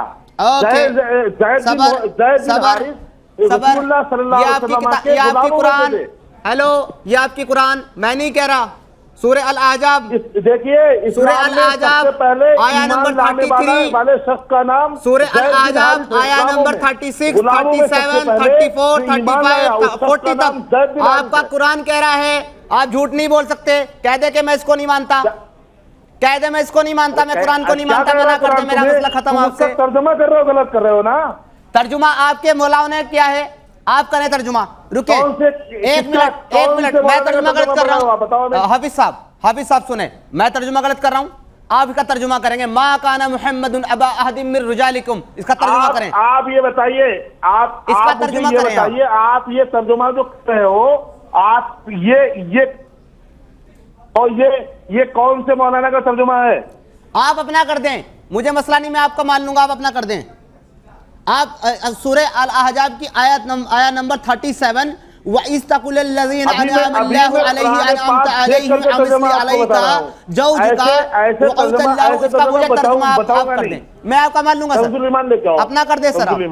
पुराने पाक लेके आओ। आप अपना तर्जुमा कर दें, मैं आपका मान लूंगा। मुझे सूरह अल-अहज़ाब की आया नंबर 37 का तर्जुमा करके बता दे क्या कहती है ये। एक मिनट रुक जाइए आपको मैंने एक आध बार देखा है, उसमें डिबेट में लिखा है आपका काम सिर्फ मुसलमानों के खिलाफ बोलना है। आपने इस्लाम छोड़ा है और आप जाकर के मुस्लिम दुश्मन ताकतों में बैठ करके मैं मुसलमानों से बहुत मोहब्बत करता हूँ, दिली मोहब्बत करता हूँ, मुझे मुसलमानों से बहुत मोहब्बत है, मुझे इस्लाम से प्रॉब्लम है। मुझे प्रॉब्लम हाफिज साहब मुसलमानों से नहीं है, मुझे प्रॉब्लम इस्लाम से है। देखिए ठीक है, एक्स मुस्लिम हैं आप, तो आपके ऊपर आरोप लग रहे हैं समीर कि आप जानबूझकर गलत इस्लाम को बदनाम करने वाली बातें कह रहे हैं। हाफिज साहब आप पढ़ें, आप बताएं अपने किताब में से क्या कुछ लिखा है, क्या आप अपना तर्जुमा करें। लेकिन मैं इस बीच एक बार फिर से आपसे पूछना चाहती हूं कि यहाँ पर समीर, मेरे एक मित्र हैं, उन्होंने कहा कि आपने जो हवाला दिया है वहां पर उन्होंने गोद लिए हुए बेटे से निकाह नहीं किया था, उसकी बीवी से किया था। यानी कि गोद लिए हुए बेटे या बेटी से निकाह करने का कोई एक एग्जांपल आप दे सकते हैं? किसने किया था निकाह, किसने किया था, किसके लिए कहा है उन्होंने? देखिए, सबसे पहली बात आपको एक कॉन्सेप्ट समझना होगा। एडॉप्शन का जो कल्चर था वो वहाँ तक था, लेकिन जब मोहम्मद साहब को ज़ैनब बिनते जहश से निकाह करना पड़ा तो वहाँ एडॉप्शन का जो कल्चर है वो इस्लाम के अंदर से ख़त्म कर दिया गया और ये कहा गया कि तुम्हारे जो मुंह बोले बेटे हैं वो तुम्हारे सगे बेटे नहीं। ये एक्सप्लेनेशन तफसीर कुर्तुबी के अंदर आपको मिल जाएगा ये चीज़। तो वहाँ पे एडॉप्शन का कल्चर ख़त्म हो गया। अब उसके बाद में अगर आप किसी को एडॉप्ट करते हैं, चाहे वो लड़का हो चाहे वो लड़की हो, उसके साथ दो मसले हैं, ये आपको समझना होगा। ये दो मसले क्या हैं कि या तो आपका उसके साथ खून का रिश्ता ना हो, नंबर एक, जैसे कि हम होते हैं भाई बहन सबके मतलब एक के बाप, दो लोगों के बाप एक हैं या दो लोगों की माँ एक है, तो ये खून का रिश्ता हो गया, ये नहीं हो। या फिर आपने जो बच्चा एडॉप्ट किया है, इजाजत ही नहीं देता, आप ये कह रहे हैं? हाँ, वो तो देता ही नहीं है, लेकिन अगर आपने ले भी लिया, सपोज दैट ले भी लिया, तो अगर आपकी बीवी ने उस बच्चे को दूध पिला दिया या आपकी माँ ने उसको दूध पिला दिया, तो अब वो दूध के एतबार से आपके साथ वो जायज हो गया, अब आप उससे निकाह नहीं कर सकते। ठीक है। लेकिन अगर आपने एक बच्चे को एडॉप्ट किया, 3-4 साल की उम्र में एडॉप्ट किया, जब उसे दूध पिलाने की जरूरत नहीं है, 3-4 साल की उम्र में एडॉप्ट किया, जब नहीं पिलाया मेरी बीवी ने दूध उसे, तो फिर मैं निकाह कर सकता हूँ। मैं एक एग्जांपल देता हूँ। देखिए कुरान पाक में है माकाना मुहम्मदुन अबा अहदिन रुजालकुम वला रसूलुल्लाह खातमुन नबीयीन।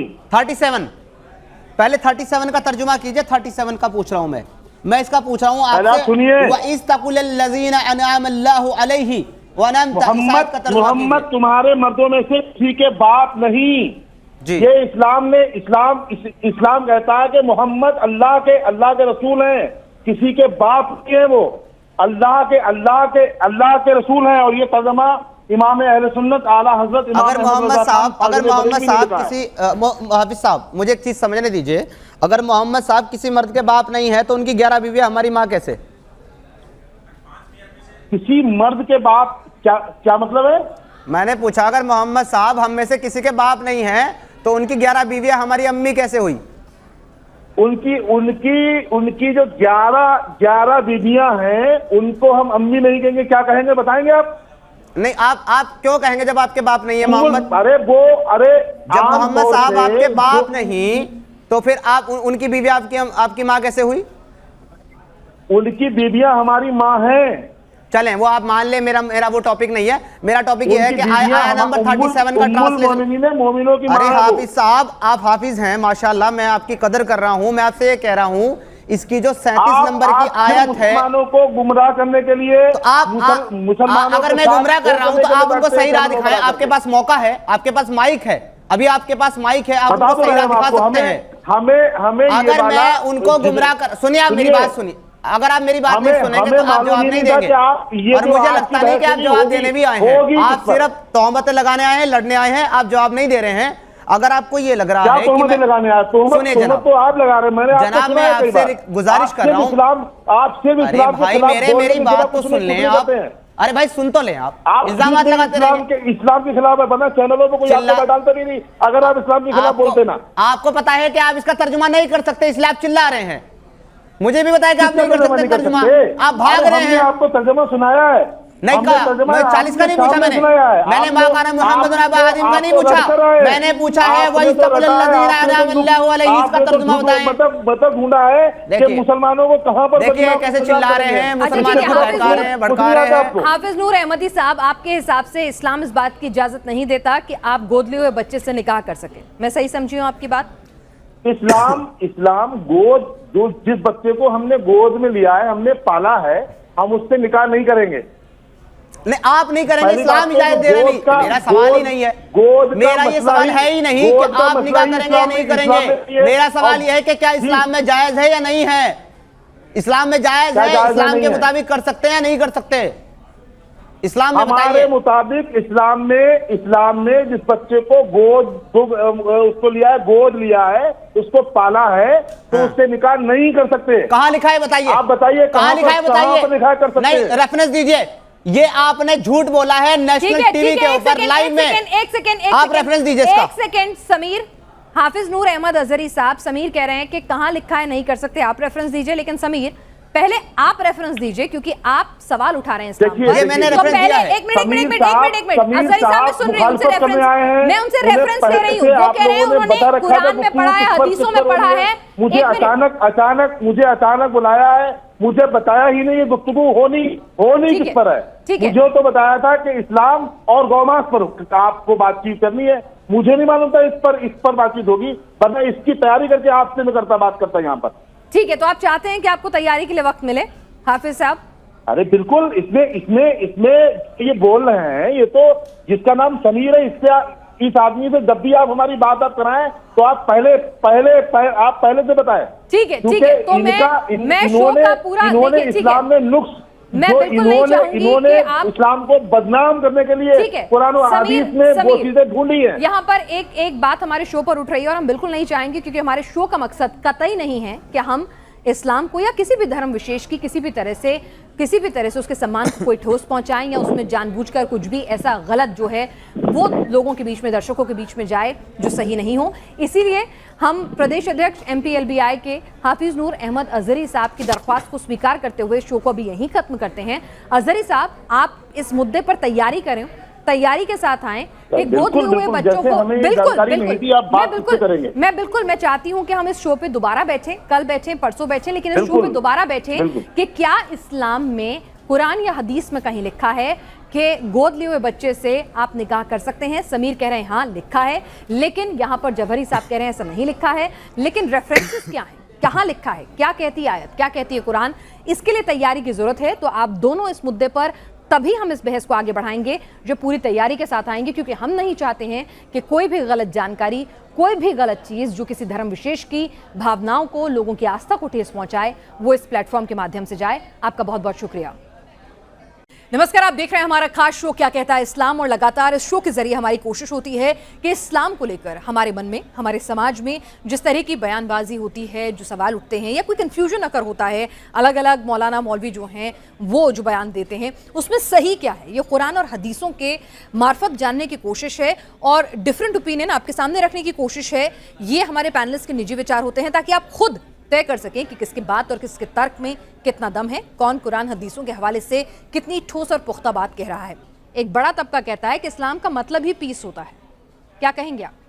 सबसे पहले हमारे लोगों की मांग है, डिमांड है कि पैनलिस्ट जो हों उनका पूरा परिचय होना चाहिए। जी, मैंने पूरा परिचय कराया। जो पैनलिस्ट हैं ये एक्स मुस्लिम हैं जी, नहीं, ये परिचय नहीं हुआ। पैनलिस्ट जो है हमारे समीर, ये किस साहिल, मजहब को साहिल, मानते हैं ये तो पता चले कम से कम। इन्होंने इस्लाम को छोड़ दिया। हाँ। साहिल आप एथीस्ट है ना? भाई मेरे साहिल, आपने इस्लाम मजहब नहीं, एक मिनट, सवाल मेरी तरफ से है ना। इन्होंने इस्लाम धर्म को छोड़ दिया जी, तो कौन सा धर्म इन्होंने अपनाया ये तो बताएंगे लोगों को। कोई भी धर्म को नहीं मानता हूँ मौलाना, मैं कोई भी धर्म को नहीं मानता हूँ। मेरे नज़दीक धर्म का कॉन्सेप्ट, रिलीजन का कॉन्सेप्ट ही गलत है, और ये मैं डंके की चोट पे कहता हूँ कि मेरे नज़दीक सारे रिलीजन जो है वो फेक है। ये इंसानों ने बनाए हुए हैं और इंसान ही रिलीजन को बनाते हैं। खुदा का तस्वुर इंसान देते हैं। कोई खुदा जो है वो आसमान में आके नहीं कहता कि मैं ऐसा हूँ, मैं वैसा हूँ, मेरी ये बात मानो, मेरी ऐसी बात मानो, या ये जीने का तरीका है। ये सब इंसानी कमाल है, इंसान इस तरीके की हरकत करते हैं। अब मैंने ये आपको बता दिया है। अब जो आज का जो टॉपिक है, मेहरबानी करके आप उस बारे में बताइए। ओके ओके ओके, नहीं मतलब आपको हिंदू धर्म भी अच्छा नहीं लगा? कोई रिलीजन, मैंने कह दिया ना, आप ये तासुर देने की कोशिश कर रहे हैं, तो भाई मैंने साफ साफ कह दिया, मेरे नजदीक रिलीजन का कॉन्सेप्ट ही फेक है। वो किसी भी धर्म को नहीं मानते, एथीस्ट हैं। अब आप समझते हैं क्या होता है? जब एक चीज में एक चीज और ऐड कर दूं मौलाना, आपकी इंफॉर्मेशन के लिए, कि अगर मैं हिंदू देवी देवताओं को अगर कुछ कहूं भी तो कोई मेरा गला काटने नहीं आएगा, लेकिन अगर मैं सिर्फ इस्लाम छोड़ देता हूं, बस उसी बुनियाद पे इस्लाम हुक्म देता है कि जो दीन बदल दे उसको कत्ल कर दो। तो ये फर्क दूसरे धर्मों में और इस्लाम में है कि इस्लाम के अंदर, इस्लाम की वजह से लोगों के अंदर कट्टरता आती है। अरे भाई, उन्होंने जा के चेक नहीं किए सारे धर्म, उन्होंने इस्लाम छोड़ दिया और उन्होंने कहा मैं कोई भी धर्म नहीं मानना चाहता।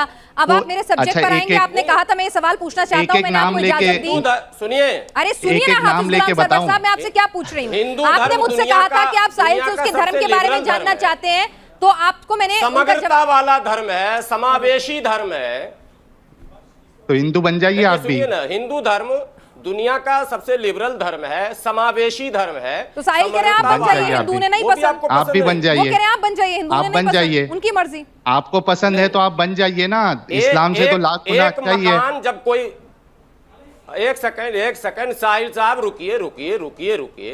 जब कोई मकान किसी को पसंद नहीं आता, वो छोड़ता है तो दूसरे मकान में जाता है। नहीं, कई लोग नहीं, जरूरी नहीं है, मकान में नहीं जाता तो सड़क पर खड़ा रहता है, और सड़क पर तीन ही तरह के लोग रहते हैं। सरवर साहब, आज मैं साहिल क्या करते हैं इस पर डिस्कशन करने के लिए नहीं आई हूँ। मैं इस पे जवाब दे दूं। आप मेरे सब्जेक्ट पर बात करना चाहेंगे या नहीं? मुझे सीधा सीधा बोल दीजिए। पिनाज जी, मैं इनका जवाब दे दूं इसी एग्जांपल पे। आपने कहा, सुनिए मौलाना, जवाब लेते जाइए, ये देखिए, सुनते जाइए। इस्लाम को आप है ना, आप जो भी एग्जाम्पल्स देंगे ना, मैं आपको उसी एग्जाम्पल के आपके तोड़ूंगा मैं। आपने कहा कि आप एक मकान में रहते हैं, दूसरे मकान में आपको, जब आप उससे निकलते हैं तो आपको दूसरे मकान में जाना चाहिए। मुझे एक बात बताइए कि मेरे पास सामने जो है 3 मकान है, या मेरे सामने एक मकान है, उसमें बॉम्ब रखा हुआ है, उसमें सांप है, उसमें जानवर है, तो क्या मैं घर से पहले बाहर निकलूंगा या ये देखूंगा कि जब तक दूसरा मकान नहीं मिलता मैं इस मकान से नहीं निकलूंगा? ये बड़ी बेवकूफी वाली बात है। इस्लाम में मुझे प्रॉब्लम लगा, मैं निकल गया, मैं कोई रिलीजन को नहीं मानता। देखेंगे जब तक सही, जब तक सही रास्ता नहीं मिल जाता तब तक हम देखेंगे। जानकारी ये बताइए कि आपका मकान अच्छा बेहतर है ही या होगा नहीं कि है? वाकई में सच्चे मुसलमान थे भी नहीं, कि जो दावा कर रहे हैं। सुनिए ना सरवर साहब, आप तो 5 वक्त के नमाजी और बहुत बेहतरीन मुसलमान है ना, तो उनको काउंटर कीजिए ना उनकी गलत बातों से, उन्हें साबित कराइए कि वो गलत है। मुझे लाने तो दीजिए। इनको मौलाना को पता है कि इनका जो घर है वो साफ सुथरा साबित नहीं हो सकता। सरवर साहब, मैं आपको जो साहिल से बात करनी है वो अलहदा कीजिए, मेरा जो शो है, मेरे टॉपिक पर आप आएंगे या नहीं? सरवर साहब, मैंने आपसे क्या कहा, आप मेरे टॉपिक पर आएंगे या नहीं? इनको आपको एक टॉपिक पर ऑब्जेक्शन था, मैंने वो टॉपिक छोड़ दिया। मैं आपसे पूछ रही हूँ, डिबेट करूंगा। एथिस्ट है ना, वो बोल दिया उन्होंने। हाँ, तो एथिस्ट लिखिए, इनके नाम ठीक है, हाँ नास्तिक है, ठीक है, चलिए नास्तिक है भाई, नास्तिक है, साबित करिए, हम आपके घर पे आ जाएंगे फिर से मौलाना। नास्तिक लिखिए, फिर डिबेट। हाफिज गुलाम सरवर साहब, अब आप बताइए, साहिल एक नास्तिक है, एक एथिस्ट है। इससे पहले सुन लीजिए पूरी बात, इससे पहले उनका धर्म इस्लाम था, वो 5 वक्त के नमाजी थे, वो रोजेदार थे, इस्लाम के प्रचारक थे, और उसके बाद उन्होंने इस्लाम छोड़ा और उसके बाद वो नास्तिक बन गए, एथिस्ट बन गए। ठीक है, अब आगे चलें। एग्नोस्टिक कह लीजिए आप, एथियस्ट, एग्नोस्टिक जो भी कह लीजिए, लेकिन मैं एक एक्स मुस्लिम हूं। चलें आगे बढ़िए, अपना घर जो है वो साफ सुथरा बताइए। अरे ठीक है सरवर साहब, हो गया, एक ही बात को जलेबी की तरह से कितनी बार सुनना पसंद करेंगे? आगे डिबेट के पॉइंट पर आएंगे या नहीं, मुझे बता दीजिए, करेंगे या नहीं? जिस टॉपिक पे बात हो रही है उस पर करेंगे या नहीं? एक्स मुस्लिम की वजह से। अरे भाई, हो तो गया, आपको पूरा मैंने उनका बायोग्राफी दे दी है। किस भाषा में दूं? अंग्रेजी में दे दूं? मुझे 2 ही भाषा आती है, अंग्रेजी और हिंदी। अंग्रेजी में दे दूं? यस, अब आगे बढ़ाया जाए। चलिए, शुक्रिया आपका बहुत बहुत, जरा नवाजी का। जरा ये बताइए, आपको मैं सलाम करता हूं कि आप आगे बढ़ रहे हैं, बहुत शुक्रिया। हाफिज गुलाम सरवर साहब, एक बड़ा तबका कहता है कि इस्लाम शांति का धर्म नहीं है, इस्लाम हिंसा का धर्म है, इस्लाम मारकाट सिखाता है, कुरान और हदीस की आयतें भी यही कहती हैं। क्या कहेंगे आप? जब पॉलिटिकल पार्टियों में आप जाएंगे तो एक पार्टी दूसरे पार्टी को हमेशा ऐसे ही कहती है। जब आप धर्म में जाएंगे तो आपने कहा ना कि दुनिया का बड़ा तबका, तो दुनिया का बड़ा तबका कौन सा तबका, यही तो असल मुद्दा है ना। अच्छा, कौन सा तबका? अगर आप मुझे कुरान या हदीस का हवाला दे सकते हैं जहां पर इस्लाम में शांति का पाठ पढ़ाया गया हो, जहां पर भाईचारे के साथ रहना सिखाया गया हो, जहां पर कहा गया हो कि जी बताइए। अच्छी बात है ना, लोगों को नॉलेज बढ़नी चाहिए। मेरा कॉन्सेप्ट ये नहीं है, मैं इस्लाम धर्म की भी उतनी इज्जत करती हूँ जितनी हिंदू, सिख या ईसाई या किसी और धर्म की करूंगी, ये मेरे संस्कार हैं। लेकिन साथ ही साथ जो सवाल लोगों के जहन में हमारे समाज से उठ रहे हैं वो पूछना और उसके बारे में सही जानकारी हासिल करना भी, यही मेरा मकसद है यहाँ पर इस शो के जरिए बतौर एक जिम्मेदार पैनल। तो इसीलिए मैं कह रही हूं, मैं पूरी इज्जत करती हूं, इसलिए आप चाहें तो लोगों को बाकायदा कुरान हदीस के रेफरेंस देके बताएं कि इस्लाम कितना शांति प्रिय धर्म है। नहीं, हदीस पर मैं कभी डिबेट नहीं करता, क्योंकि हदीस में अभी मुसलमान खुद आपस में अभी डिबेट कर रहे हैं और कुरान ही हदीस है। कुरान की आयत है इल्ला वहयु। नहीं, आप हदीस को नहीं, मेरी बात तो सुनिए। कुरान ही हदीस का तरीका बता दे मौलाना। अब हो गए सवाल, अब मैं बोलूं? नहीं, मैं पूछ रही हूं, मेरे को कंफ्यूजन हो गया कि आप हदीस को मानते हैं कि नहीं। एक सेकंड, जैसे आपने इतना लंबा टाइम लिया, मैं आपसे पूछ रही हूं आप हदीस को मानते हैं या नहीं? फिर मैं उसी टॉपिक पे बात करूंगी ना। अगर आप हदीस को नहीं मानते हैं तो मैं जो कह रहा हूं उसको आप सुनिए ना। नहीं, आप मुझे हाँ या ना बता दीजिए। अगर हदीस मानते हैं हाँ, अगर हदीस नहीं मानते तो ना। कुरान की एक हदीस मानते हैं तो कुरान की एक आयत है, हाफिज गुलाम साहब, मैं हाथ जोड़कर विनती कर रही हूं आपसे। चलिए, मैं आपसे कह रही हूं कि अगर आप हदीस नहीं मानते हैं तो मैं साहिल को बोलूंगी कि वो हदीस का रेफरेंस ना दे। कुरान ही हदीस है। ठीक है, कुरान ही हदीस है। ठीक है, सॉरी। कुरान की जितनी आयत है वो नबी ने ही तो अपनी जुबान से कही है। ठीक है, ठीक है, ठीक है। कुरान और हदीस एक ही चीज है, आप ये कह रहे हैं? जी ठीक है, सॉरी, मुझे नहीं पता इसलिए मैं क्लैरिटी चाहती हूँ। जी आगे बोलिए। एक ही है ही जी। बाद के अरसे में अब तक लोग लिख रहे हैं, लिखने दीजिए लिखने वालों को। ठीक है सर, ठीक है, बिल्कुल। किताबें तो लिखी जाएंगी क़यामत तक। ठीक है। आप हदीसों को मानते या नहीं मानते? क्या बुखारी को मानते या नहीं मानते? मुस्लिम को मानते या नहीं मानते? मैं क्या मानता हूँ उसी पे तो बहस हो रही है ना कि आप क्या मानते हैं। अगर हदीसों को मानते हैं तो हम हदीसों से हवाला देंगे। अगर सिर्फ कुरान को मानते हो तो कुरान का हवाला देंगे। वो बताओ। और कोट हदीस को कोट नहीं करना है। हदीस क्यों नहीं करना है? आपकी जो खतना हुई है वो कुरान से बता दीजिए कहाँ पे खतना करने का जिक्र है। रावी रवायत मुसलमान जो कुरान है जिसमें डिबेट नहीं है तो कुरान से हम बात करते हैं। तो वो हदीसों से बता दे, कुरान से बता दे कि कहाँ कुरान खतना करने का जिक्र करता है। तो ये फिर बच्चों पे जुल्म क्यों?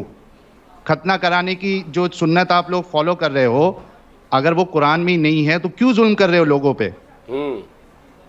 नमाज जो आप पढ़ते हो 5 टाइम की, जरा कुरान से बता दीजिए कि कैसे पढ़ना है नमाज। नमाज जो आप पढ़ते हो कुरान से बता दीजिए कि कैसे नमाज पढ़ना है। जोहर की, असर की, ईशा की, फज्र की, कैसे नमाज पढ़ोगे मौलाना? बिना हदीसों के तो कुरान आप तो आपको जैसे भी नहीं पता चलेगा। आप बताइए ना, तो बताइए कुरान बता दीजिए। ये इस तरीके से नहीं चलेगा कि आज आप लोगों को हाथों से शर्मिंदगी महसूस हो रही है, इस वजह से आप अपनी जान हदीसों से छुड़ाना चाहते हैं। कहां पर शर्मिंदगी महसूस हो रही है? अरे आपको आप किसकी? चलिए सरवर साहब रुकिए एक मिनट। सरवर साहब, पहले मैं साहिल से वो ले लेती हूँ, वो रेफरेंसेस कुरान में क्या नहीं तरीका है ये तो बताइए। सरवर साहब सुनिए ना, मैं आपसे ये कह रही हूँ कि पहले मैं साहिल से वो रेफरेंसेस लेती हूँ जिनके मुताबिक वो कह रहे हैं कि इस्लाम जो है वो हिंसा फैलाने वाला, कट्टरपन फैलाने वाला धर्म है, दीन है। साहिल कोई रेफरेंसेस दीजिएगा, अपनी बात बिल्कुल बिल्कुल। मैं कुरान, दुनिया जान रही है दुनिया का फास्ट ग्रोइंग रिलीजियस इस्लाम है। अरे हजरत, कोरोना भी फास्टेस्ट क्या बोलते हैं उसको, स्प्रेड होने वाला वायरस था। कोरोना भी फास्टेस्ट स्प्रेड होने वाला वायरस था। फास्ट ग्रोइंग रिलीजियस है, अल्हम्दुलिल्लाह अल्हम्दुलिल्लाह। कोई चीज सुनिए, मेरी बात सुनिए मौलाना, सुनने की भी हिम्मत रखिए। कोई चीज फास्टेस्ट ग्रो हो रही है तो उसका ये मतलब नहीं कि वो सही है। अपोस्टेसी रेट जो है, अगर आप प्यू रिसर्च देखें, 24% अपोस्टेसी रेट है। गल्फ में, ईरान में लोग धड़ल्ले से इस्लाम छोड़ रहे हैं क्योंकि उन्हें भी वही शर्मिंदगी महसूस हो रही है जो आपको हो रही है हदीसों से। और सब आपको रिपोर्ट भेज रहे हैं। इस्लाम जो है वो कुछ काम का ही नहीं रहता। अभी आपने कहा है, मेरी बातें सुन लीजिए, हवाले ले लीजिए आप। सुनन इब्ने माजा सारी आप तक पहुंच रही है। सुनन इब्ने माजा मैं हदीस पर आपसे डिबेट ही नहीं करूंगा। अरे अरे हदीस सुन पर मैं लीजिए, आपसे आप डिबेट ही नहीं करूंगा। लोगों को पता चलने दीजिए कि क्या क्या चीजें लिखी हुई है कुरान से सिर्फ ये तो आप लीजिए हदीसें नहीं कुरान मानते का हैं। हवाला। तो आप बताइए ना, आप फिर कह रहे हैं मुझे कि बैठा आपको- कर क्या एक सुना मिनट, रहे एक हैं? मिनट, एक मिनट, sorry। अरे मैं 10 साल कुरान पढ़ का के आया, हवाला मुझे लीजिए। क्यों अरे सुना रहे सुनिए हैं ना, आप? हफीज गुलाम सरवर साहब, आप कुरान ये का कह रहे हवाला हैं ले कि आप लीजिए। हदीसें नहीं सूरे मानते हैं, इसलिए आप बय्यिना। कुरान पर ही, कुरान की आयत को ही सही मानेंगे, जी, राइट? ये आप हदीस लीजिए, नहीं मानते कुरान का सरवर हवाला। साहब, एक मिनट सरवर साहब, आप हदीसें नहीं मानते हैं। हदीसों पर डिबेट्स नहीं हो सकते हैं, कुरान पर हो सकते हैं। हदीसों अरे पर खतना डिबेट क्यों कराते हो मौलाना? इंटरफेथ नहीं होंगे। नहीं नहीं, तो कुरान पर हो खतना सकते क्यों हैं। कराते हो? खतना क्यों कराते अरे हो? आप पहले एक इसका सब्जेक्ट जवाब तो ले दे लो। दीजिए। चलो एक सब्जेक्ट पे इतना आते हैं। क्यों नहीं, कराते उन्हें हो? कंफ्यूज मत कीजिए एक साहिल, साहिल उन्हें कंफ्यूज मत कीजिए प्लीज। आपका हुआ था कि नहीं?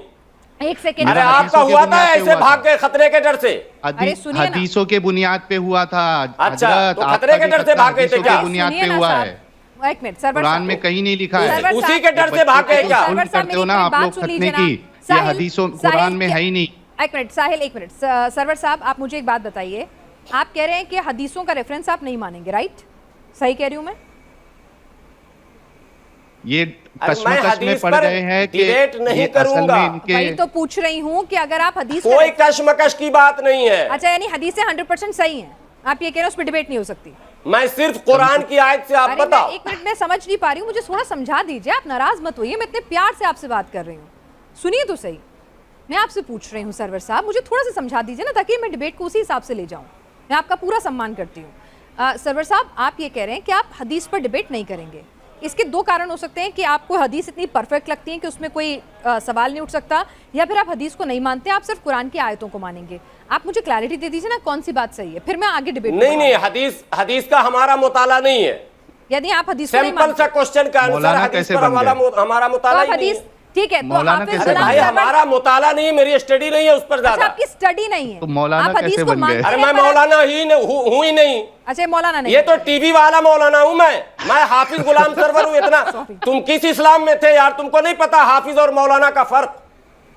अच्छा, सिर्फ हाफिज फर्जी हैं हो आप। क्या कि इसराइल से भेजा गया? क्यों? एक मिनट हाफिज आलिम नहीं होता है। हाफिज, मैं हाफिज हूँ, हाफिज इब्ने गुलाम हजर सरवर। अल अस्कलानी, मेरी बात सुनिए मौलाना। हाफिज इतना बड़ा मर्तबा है ना, जिसका आपको अंदाजा भी नहीं है, आपको आमदा नहीं पता। हाफिज इब्ने हजर अल अस्कलानी, हाफिज नाम क्यों लगा है? क्योंकि इतने बड़े आलिम थे वो, उनको हदीसे बाकायदा एकदम बायहाट थी, तब जाके हाफिज की कैटेगरी मिलती है। ये तो आज की तारीख में जो सिर्फ कुरान रट्टा मार लेना, उनको हाफिज नहीं, कहते हैं। हमें नहीं याद है वरना हदीसें। जो असल हाफिज है ना, हदीसें मुझे नहीं इमाम याद है, मैं बुखारी भी पढ़ा ही नहीं हाफिज हूँ। है। हाँ, तो मसला ये है। ठीक लेकिन आप पढ़े नहीं हैं, लेकिन आपका इस्लाम जो है सिर्फ कुरान पे नहीं चलता ना। लेकिन अभी मैं आपको मौलाना कुरान- नहीं हूँ, ये बात सुन लो। मैं अच्छा ठीक है, चलिए DCO आप मौलाना चैनल में नहीं- मैं बोल चुका हूँ। ठीक है, हाँ, आप हाफिज टीवी हैं। वाले जबरदस्ती इस्लामी नहीं, के नहीं, कॉलर ठीक है, लिखे ठीक है, मैं थे। आपको कुरान का हवाला दे देता हूँ। मैं करेक्ट कर लेती हूँ भाई, ठीक है। यहाँ पर हाफिज गुलाम सरवर साहब कह रहे हैं वो मौलाना नहीं है, कृपया उनको सिर्फ और सिर्फ हाफिज बोला जाए। और हाफिज जो हैं, हाफिज बनने के लिए, मेरे को दुरुस्त कीजिएगा सरवर सिर्फ साहब, कुरान का रट्टा हाफिज मारना बनने के पड़ता लिए है। आपको हदीस नहीं पढ़नी होती है, सिर्फ कुरान पढ़नी होती है। मैं सही हूँ? हाँ, सिर्फ रट्टा मारना पड़ता, कंठस्थ कर लिया हो गया हाफिज। अच्छा, मायने जिसको भी मतलब कुरान नहीं। याद है वो हाफिज हो गया, चाहे उसका मतलब समझा कि नहीं समझा।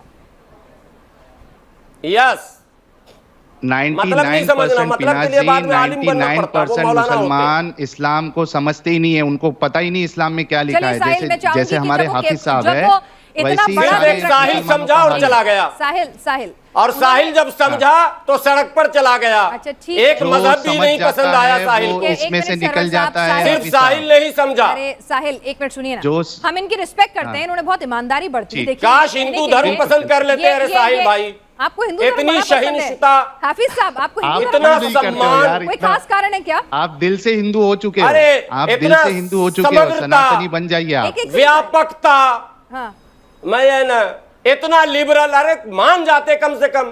पता नहीं तुमको, बन जाइए मैंने ना। बीच के रह गए उस्ताद। आपके पूर्वज समझ भी तो में नहीं आ रहा, हिंदू थे, एक आप सौ भी से बन नीचे जाइए ना घूम रहे हैं। मौलाना। सरवर साहब, आपको हिंदू धर्म इतना अच्छा लगता है? वो बन तो जाइए। गर्व से मैं कहता हूँ, फख्र से। क्या? अल्हम्दुलिल्लाह, मेरे पूर्वज हिंदू थे। तो आपको आप भी बनना बन है जाइए। क्या? ऑन रिकॉर्ड 50 चैनल में कह चुका हूँ, मेरे पूर्वज हिंदू थे। एक मिनट, तो आपको बनना अच्छा, है क्या पीनाज हिंदू? जी, आपका ध्यान उस पीनाज तरफ है जी, क्या? फिलहाल जी मैं एक बात रख दूं इनके पूर्वज के मुझे- हवालों से। मुझे- इन्होंने कहा कि मुझे आपके साहिल पूर्वज पर हिंदू तरस थे। आ रहा है आपको पता है कि ये आपका फर्जी कुरान सर्टिफिकेट लेके घूम रहे हैं। इनको हिंदू धर्म सुनिए, पसंद सुनिए। नहीं, इनको क्रिश्चियनिटी पसंद नहीं, इनको सिखिज्म पसंद नहीं, इनको बौद्धिज्म पसंद नहीं, इनको जैनिज्म पसंद नहीं, अरे इस्लाम नहीं पसंद है, ये तो समझ में आएगा। चलो चावल नहीं पसंद है, रोटी तो पसंद आनी चाहिए, कि कुरान क्या सब्जी तो आनी चाहिए, क्रिएचर कहता है आपको कुछ भी नहीं पसंद है। बय्यिना सूरह नंबर 98, मैं सिर्फ कुरान का हवाला दूंगा, उसका जवाब सिर्फ कुरान से देना आप। सूरह बय्यिना सूरह नंबर 98 अरे मैं कहता हूँ आपने कुरान को छोड़ दिया, अरे गीता को तो पकड़ लो मेरे उस्ताद। कफरू मिन अहलिल किताब अरे रामायण को तो पकड़ लो मेरे दोस्त। नारी जहन्नम खालिदीन फीहा उलाइका हुम शर्रुल बरिया। ये आपके पूर्वज के बारे में कुरान कहता है कि वो वर्स्ट ऑफ क्रिएचर है और हमेशा हमेशा जहन्नम में जलेंगे। एक मिनट। हाँ, कौन? क्या कहोगे? कौन? सूरह बय्यिना सूरह बय्यिना बोलो सूरह नंबर 98 किसके बारे में सुना रहे हो तुम? 1 तिलावत करके हम भी सुनाते हैं। मुश्रिकों के बारे में, अरे वो काफिरों पढ़ के लिया, बारे समझ में। लिया। इन्नल्लज़ीना कफरू मिन अहलिल किताबि काफिर वल किसको कहते हैं? मुश्रिकीना फी नारि ठीक है, सुन जहन्नम लिया। खालिदीना फीहा। मुशरिक किसको कहते हैं? जो मूर्ति पूजा करे, अल्लाह के हो गया? साथ शिर्क करे। काफिर किसको आपके कहते हैं? हिंदू जो है मूर्ति पूजा, आपके जो पूर्वज है हाँ। मूर्ति पूजा करते थे। कुरान कहता है कि वो वर्स्ट ऑफ क्रिएचर है। आपको ये अच्छा काफिर के लगता माने है हैं ये? आपके पूर्वज के बारे में कोई ये कहे कि वो वर्स्ट ऑफ क्रिएचर है, हमेशा जहन्नम में जलाए जाएंगे? हमसे इतना ही नहीं, यहाँ पे खत्म नहीं हुआ, आगे देखिए सुनिए सूरह तौबा। जवाब लोगे कि नहीं लोगे भाई? आगे हाँ, देखिए, मतलब तुम ही सुनाते रहोगे। आगे देखिए। अच्छा, जब रुकिए, तुम्हारा भरोसा कुरान साहिल- पर नहीं, गीता पर नहीं, रामायण पर नहीं, बाइबल पर नहीं, गुरु ग्रंथ साहब पर नहीं, तो तुम आगे किसको दिखा रहे हो ये तो बताओ। सरवर साहब मुझे आप कुरान की, आपने कुरान आपको कंठस्थ है ना? हाँ, आप मेरे समझते हैं मेरे कुरान उसका को? जवाब लीजिए वो पहले। ये कह इनाज रहे जी हैं, मेरी इसका बात का दे जवाब दीजिए। लीजिए। इनका जवाब दे दीजिए। जो इन्होंने कहा, इन्होंने एक आयत पढ़ के सुनाई। देखिए मुझे तो नहीं पता चला इन्होंने क्या कहा, लेकिन आपको कुरान कंठस्थ है, आप समझ पाए होंगे इन्होंने क्या कहा। ये सुन कह रहे लिया हैं मैंने। कुरान की इस आयत के मुताबिक, कुरान की आयत जो है, जो आप जिनको अपना पूर्वज बता रहे हैं, कुरान की नजर में मुशरिक है और जिनके साथ बुरे से बुरा होना चाहिए और उन्हें जहन्नुम में जाना चाहिए। क्या सही कह रहे हैं? Worst of इस्लाम को creature। बदनाम कर रहे हैं, इस्लाम को बदनाम Worst कर of रहे क्या हैं। कहा जा रहा? वर्स्ट साहिल ऑफ इस्लाम- कौन क्रिएचर जहन्नुम में डालेगा? साहिल इस्लाम को बदनाम अल्लाह। कर कौन रहे हैं। जहन्नुम में डालेगा? अल्लाह डालेंगे। अरे कौन डालेगा उसका नाम भी तो बताओ। बताया नहीं। अल्लाह। हाँ बस रुक अल्लाह। जाओ अब। कुफ्र के मायने हैं सत्य का इनकार कर देना। सत्य है जो सूरज, सत्य है चांद, सत्य है धरती, सत्य है आकाश। अरे सुनो तो उस्ताद, ज्यादा काबिल मत बनो। अगर तुमने आसमान को कहा यह आसमान नहीं है, यानी सत्य का इनकार कर दिया, तो तुम तो अंधे हो ही। तो जिसने सत्य का इनकार कर दिया उसे काफिर अगर कहा, और जिसने क्या कहते हैं खुदा के बराबर किसी और को माना उसे अगर मुशरिक कहा, तो तुम्हें क्या हाँ। परेशानी हो रही? तो आप इस बात को मानते ये हैं ना कि अकॉर्डिंग जो टू मूर्ति इस्लाम है ना पूजा। भाई। अरे तो नहीं मैं सर, यही एक मिनट पूछ रहा हूँ सुनिए, हाफिज सरवर गुलाम साहब, साहब। सरवर अरे साहब, पूरी अगर एक दुनिया हिंदू है- मानेगी। अगर सुनिए सरवर साहब, यहाँ पे आसमान मेरे को का एक चीज इनकार समझिए। करोगे सरवर तो साहब, दुनिया पागल कहेगी। सरवर साहब, अल्लाह का सदका है, अल्लाह के प्रति पूरा जी। सम्मान है, लेकिन अगर एक हिंदू है उसे तो अपना ही भगवान सबसे अच्छा लगेगा ना। जैसे आप लोगों को और जो अल्लाह मूर्ति सबसे पूजा अच्छे लगते करे। हैं, एक हिंदू को तो अपने ही राम कृष्ण वही सबसे अच्छे लगेंगे। अरे अपना सिख को- पराया भगवान नहीं होता, एक ही भगवान है और जो कि अल्लाह है। According to. तो क्यों जहन्नम में डालेगा अल्लाह? रामायण अगर एक ही अल्लाह है, भगवान उसी ईश्वर की गॉड मखलूक जो भी है, कहते तो हैं, क्यों जहन्नम में, वही क्यों जहन्नम में सर्वशक्तिमान है। हमेशा हमेशा तो के क्या लिए डाल रहा है भगवान श्री अल्लाह? राम को सर्वशक्तिमान इतना और क्यों सबसे बड़ा जलस, मानेंगे? इतना क्यों हम तो जलन मानने है को हसद तैयार है अल्लाह अल्लाह के को अंदर सबसे कि बड़ा और वो शक्तिमान। हर किसी को एक मिनट, अपनी ही एक मिनट। मखलूक को जो है वो जहन्नम में जलाएगा? कौन करता है ऐसा मोहब्बत करने वाला? आइए। क्या बोल रहे हैं हाँ। हाफिज साहब? हाँ। क्या क्या रहा सवाल आपका? वो दोनों रह गया रास्ते मैं में। बोलता हूँ। पीनाज हाँ, मैं बहन क्या बोलता पूछ रही थी आप? जी मैं आपसे पूछ रहा हूं कि मुशरिक आपने कहा कि जो मूर्ति पूजा करता है, अल्लाह के सिवा दूसरे की इबादत करता है, तो हिंदू जो है वो पूरे मुशरिक ही है। तो आपके हिसाब से और आपके अल्लाह के हिसाब से ये लोग सत्य का इनकार कर रहे हैं, इस वजह से इनको हमेशा हमेशा अल्लाह जहन्नम में जलाएगा और कहता है कि ये बदतरीन मखलूक है। तो भाईचारा जो आएगा कहां सत्य से का जब इनकार एक करे, तबके को आप जो हाँ, तो ये सत्य- सत्य का इनकार करना ही हुआ ना। जो मूर्ति पूजा कर रहा है वो सत्य का इनकार ही कर रहा है ना। तो आपके हिसाब से ये कुरान का जो कायदा है वो बिल्कुल सही है ना।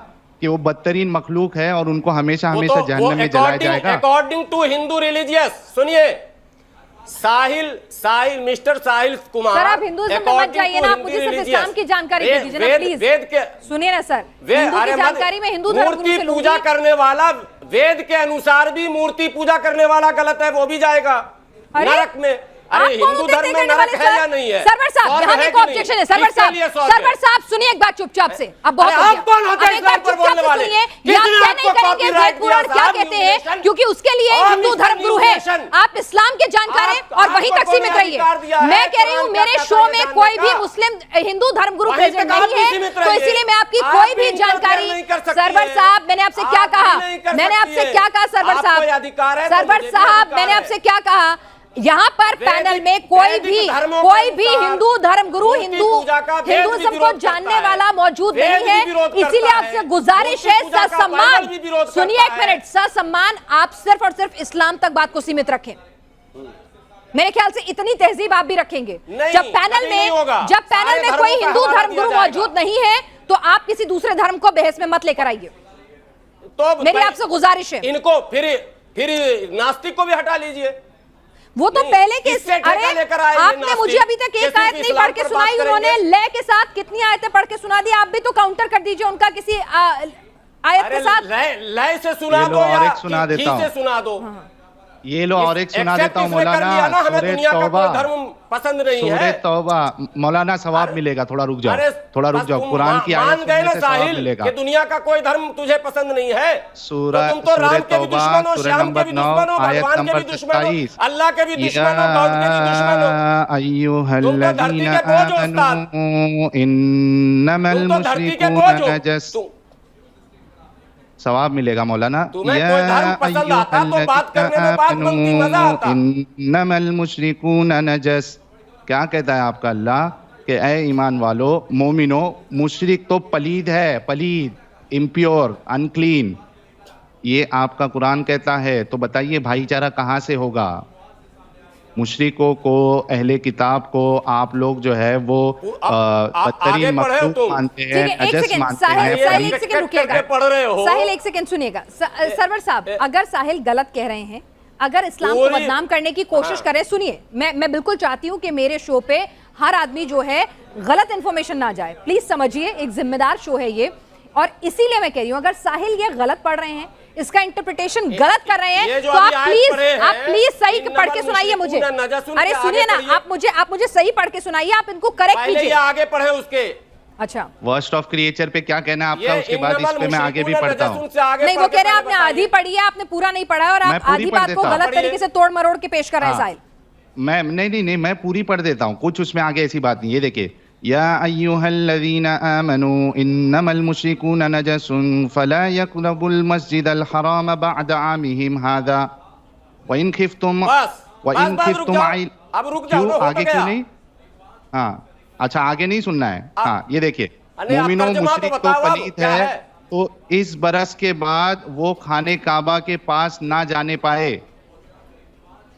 हाँ तो तुमने तो खाने काबा में तो गलत हो गया, मुशरिकों को रोक नहीं रखा। मस्जिद में बिल्कुल गलत है, तमाम मस्जिदों में जो नापाक ये है, खाने जो काबा है हजरत, जो मस्जिद अल हराम कौन सी पाक नहीं है, पवित्र नहीं है, वो मस्जिद में कैसे जाएंगे? तो आप मान गए ना कि मुशरिक जो है, काफिर जो है, वो पवित्र नहीं होते। यही तो मैं भी बता रहा था, पीना जी मेरी बात तो आ गई। मुशरिक जो है वो पलीत है। नहीं एक मिनट सुनिए यहाँ पे एक मिनट,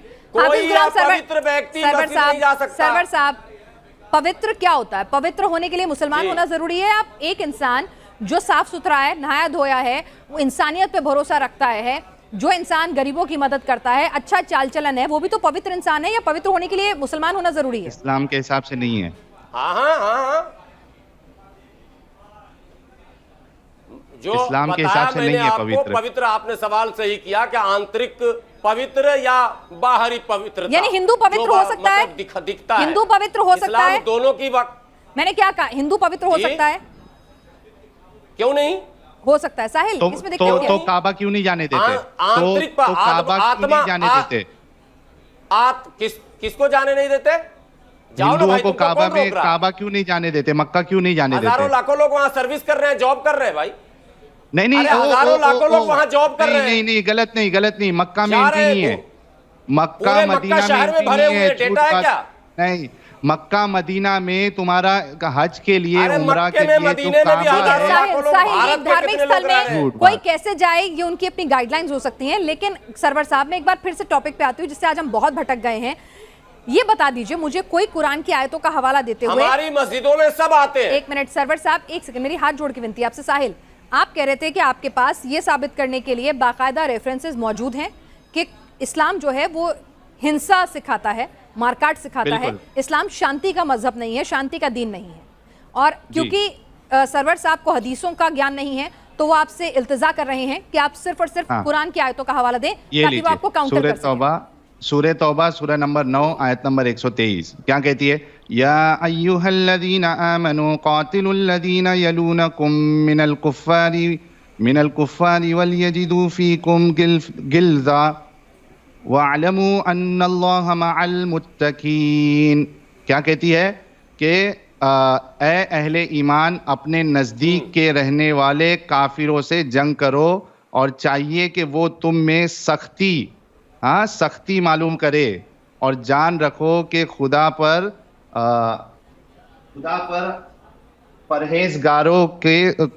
परहेजगारों के साथ है। ये देखिए कुरान में है कि नजदीक के काफिरों से जंग करो, सूरह तौबा सूरह हाँ, नंबर है। 123 है तो फिर तो हम भी वही कह रहे हैं कि है, भाई, ये तो है। हम मेरे भी कह रहे देख लो। हैं। देखो ठीक है, इधर। तो हाँ। सरवर साहब अरे ये यानी कि देखो, कुरान में तफहीमुल लिखा कुरान है, मैं लेकर रखा हूँ। ठीक है, कुरान ये में लिखा देखो, ये हाँ जो आयत इन्होंने आप पढ़ी है, कुरान ये से देखिए बताइएगा। सूरह तौबा है, ये उसमें मेरे लिखा है कि हाथ में काफिरों से जंग करो। जी, तो काफिर वो कौन सही है? आपने पढ़ी है। ठीक है, काफिर कौन है, किससे जंग यस। करनी है? काफिर सत्य का इनकार करने वाला। जैसे एग्जांपल जो दीजिए, आज की लोग दुनिया में सत्य का काफिर कौन है? इनकार पूजा करते करेंगे। हैं, मूर्ति पूजा जो करते हैं वो हजारों सत्य का इनकार एग्जाम्पल कर है। रहे हैं या नहीं कर रहे एग्जांपल हैं? साहिल, इनसे एग्जांपल लेने दीजिए ना, कौन काफिर है? अरे मूर्ति ये पूजा करने एग्जांपल वाला लीजिए काफिर ना है? फिनाज जी। एक मिनट पूछ लेती हूँ ना सरवर साहब, मूर्ति पूजा करने वाला काफिर है? मूर्ति, हाँ ये आयत जो अभी साहिल ने पढ़ी है, इसमें मूर्ति लिखा हुआ है क्या? साहिल काफिर ये कौन कह है? रहे- मूर्ति पूजक काफिर है क्या नहीं है? मूर्ति अरे लिखा हुआ काफिरों क्या के बारे साहिल? में कहा है ना, तो मूर्ति पूजक काफिर है फिर क्या वही नहीं है? बात, काफिर के माने मूर्ति पूजने वाला है क्या? अरे मूर्ति काफिर पूजक का भी अर्थ काफिर में मूर्ति आता है। पूजना है क्या? मूर्ति पूजक में अहले अरे किताब काफिर काफिर सब का आ अर्थ जाते बताइए हैं। आप। सॉरी, मेरी बात ठीक है, सुनिए। चलिए साहिल, सरवर काफिर साहब से है- काफिर की डेफिनेशन ले लेते हैं। काफिर सरवर के साहब, मायने।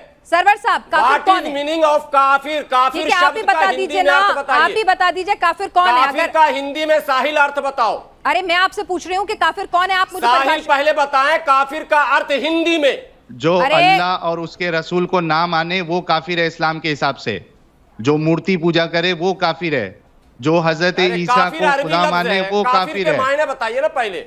ये तो इनकार करने वाला, मफहूम आपने बता दिया। इनकार करने वाला काफिर होता और अर्थ, इस्लामिक एक होता टर्मिनोलॉजी के मैंने हिसाब पूरी- से जो अल्लाह और उसके रसूल को ना माने वो काफिर, जो मूर्ति पूजा करे वो काफिर, जो अल्लाह के फिर साथ आप शरीक करे टर्मिनोलॉजी- वो काफिर।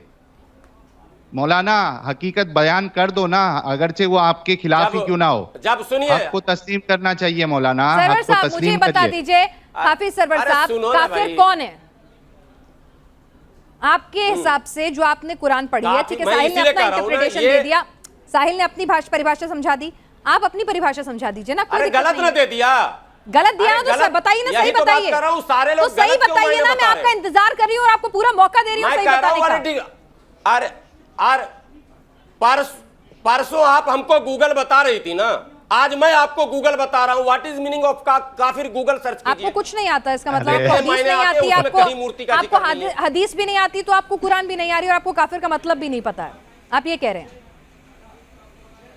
नहीं, हमें मतलब आ रहा, लेकिन आप वाला समझा मतलब नहीं दीजिए ना आता। सर, ये जो समझा एजेंडे दीजिए वाला ना। मतलब है ना, जो चला इसराइल और अमेरिका से, इन्ना शिर्क जिसका सर, मैं कोई पूछ चाहती नज़ीर। हूँ। सरकार नहीं, उसको आप बुलाकर जो ला रही है। सरवर साहब, कितना सरवर बड़ा साहब मेरी एजेंडा बात है। समझिए। साहिल एक भारत मिनट की के धरती लिए पर आरोप लगा रहे हैं अधर्मियों मुझ के लिए पर। कोई जगह है क्या? साहिल ये मुझ पर आरोप लगा रहे हैं, भारत इसलिए की मैं- धरती पर अधर्मियों के लिए कोई जगह है क्या? साहिल एक सेकंड, सरवर साहब, भारत की धरती पर सरवर साहब, अधर्मियों के लिए कोई जगह सरवर है क्या? साहब, मैं फिर सिर्फ से- न्यूज नेशन ये सरवर एजेंडा साहब चला सुनिए, रहा एक मिनट सुनिए, आप बात को एक मिनट सीधी सीधी बात करेंगे ना, मुझे आप तो एक मिनट जी, सुनिए जी, पहले। सुन रहा हूं। मैंने आपसे क्या कहा? मैंने आपसे कहा कि अगर साहिल की डेफिनेशन गलत है तो बतौर हाफिज, बतौर इस्लाम को जानने वाले, आपका ये फर्ज बनता है एक सच्चे मुसलमान का कि जो लोग साहिल को सुनते हैं उनके पास इस्लाम की गलत जानकारी ना जाए, साहिल अपने प्रोपेगेंडा में इस्लाम को बदनाम करने की साजिश में कामयाब ना हो। इसीलिए आप सही बात बताएं। बोलेंगे तो आप ही ना, आपके बिना पर मैं नहीं बोल सकती, मैं सिर्फ आपको मौका दे सकती हूँ। आप बोलेंगे अब?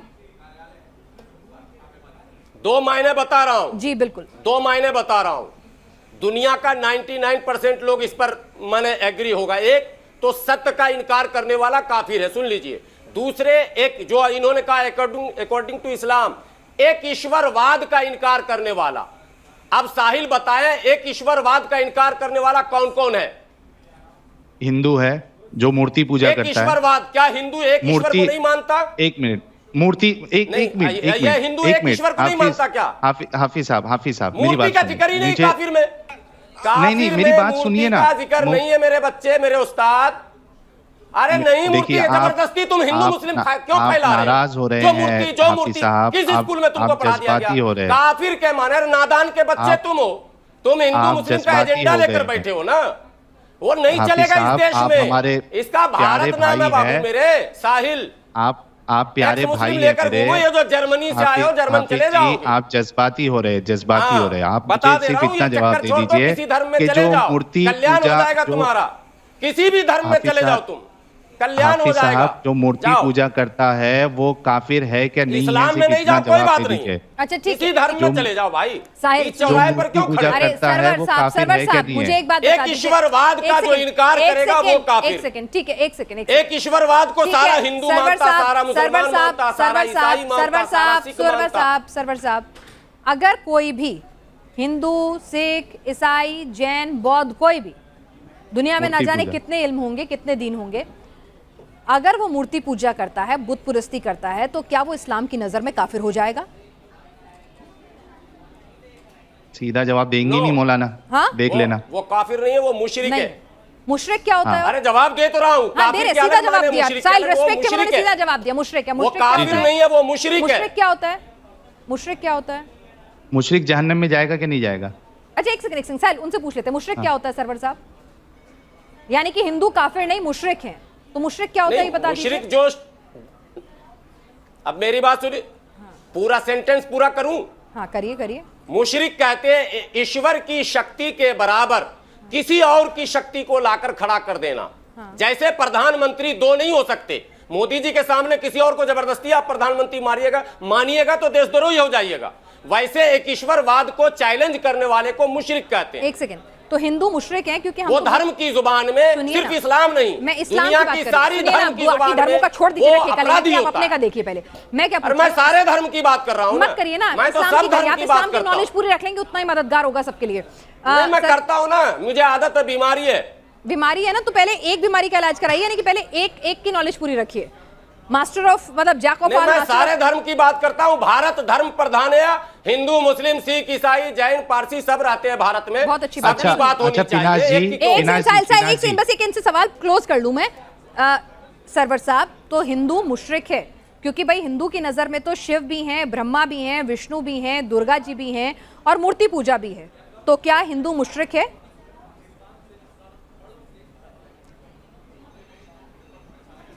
मैंने आपको बता ही दिया, तो आप फिर क्या क्लियर कर रहे हैं? अरे हाँ या ना एक में जवाब- ईश्वरवाद पर अरे जिसकी भाई आस्था आपने कहा, हो, सुनिए ना, आज फिर आपने भी एक बड़ी गलतफहमी दूर आपकी की। आस्था मैंने आपने कहा कि हिंदू काफिर नहीं है, इसी शो पे कई मौलाना ये कह गए कि हिंदू किसी की आप ओपिनियन, एक ईश्वर, हिंदू एक ईश्वर को मानता है या नहीं मानता, बताइए। हिंदू बुत परस्ती भी करता है, हिंदू एक ईश्वर को हिंदू बुत मानता है कि परस्ती नहीं भी मानता? करता है, बुत हाँ, परस्ती बुत परस्ती करता है, लेकिन एक ईश्वर को मानता है कि नहीं मानता? हाँ मैंने कहा ना, लेकिन ईश्वर में भी ब्रह्मा जी भी हैं और विष्णु जी भी हैं, उसमें शिव जी भी हैं, उसमें सभी लोग हैं ना। मैंने आपसे क्या कहा कि एक मिनट सुनिए ना, मेरी बात फिर से सुनिए सरवर साहब।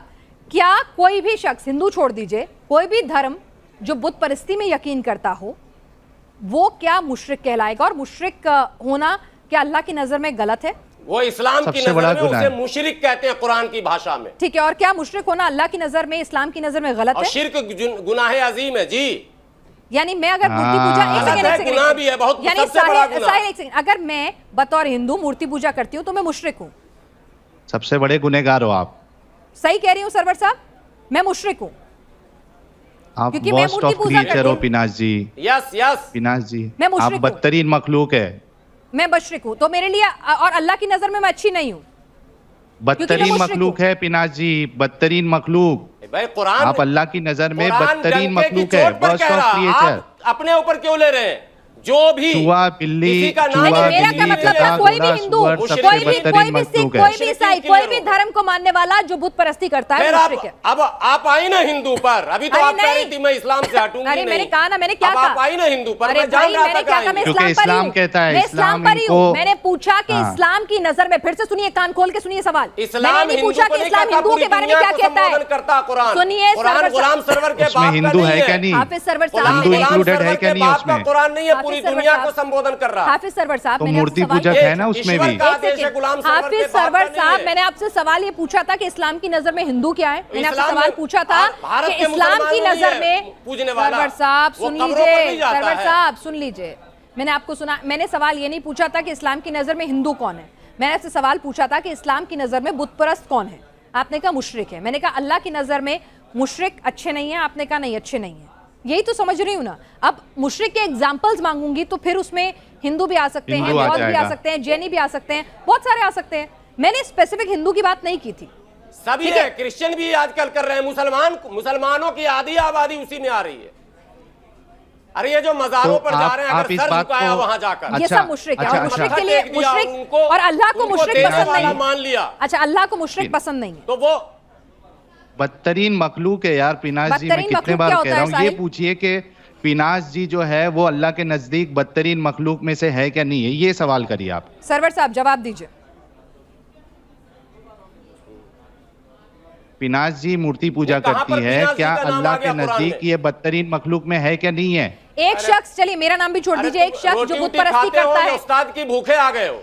नहीं सरवर साहब साहिल पूछ रहे हैं कि इतना एक शख्स, सिंपल मामला, उसको एक एक आदमी से जोड़ नहीं रहे मैं हो। एक एक आदमी पे नहीं जोड़ रही। साहिल मेरा नाम मत बुरा लीजिए। लगता है ना, सिर्फ साहिल, दिल से साहिल बुरी मुझे बात मत, मेरा नाम मत लीजिए, इनसे पूछ लीजिए। जो भी अच्छा। शख्स मूर्ति पूजा करता नहीं, है बुरा- वो बदतीन मतरूक, दिल से सॉरी बुरा मैं, लगता है ना ठीक है, साहिल, मौलाना, बोलिए, दिल बोलिए। से बुरा लगता है ना कि हमको वर्स्ट ऑफ क्रिएचर बोला जाएगा तो हमको दिल से बुरा लगेगा ना कुरान का मौलाना। ऐलान है, सुनिए, कुरान का ऐलान है, एक ईश्वरवाद को जो नकारता है उसे काफिर कहेंगे हम, और ईश्वर के बराबर किसी और को शरीक अगर ठहराता है, यानी वो बुत परस्ती करता बीमारी है, ठीक कर देगा, यानी बुत वो परस्ती हमें करता है, सेहत दे देगा, वो हमें दौलत यानी दे बुत देगा, परस्ती करता जिंदगी है, दे देगा, मजार या में मौत दे जाता देगा। है, तो मजार वो- में जाता है, वो- बुत परस्ती करता है, वो मुशरिक है।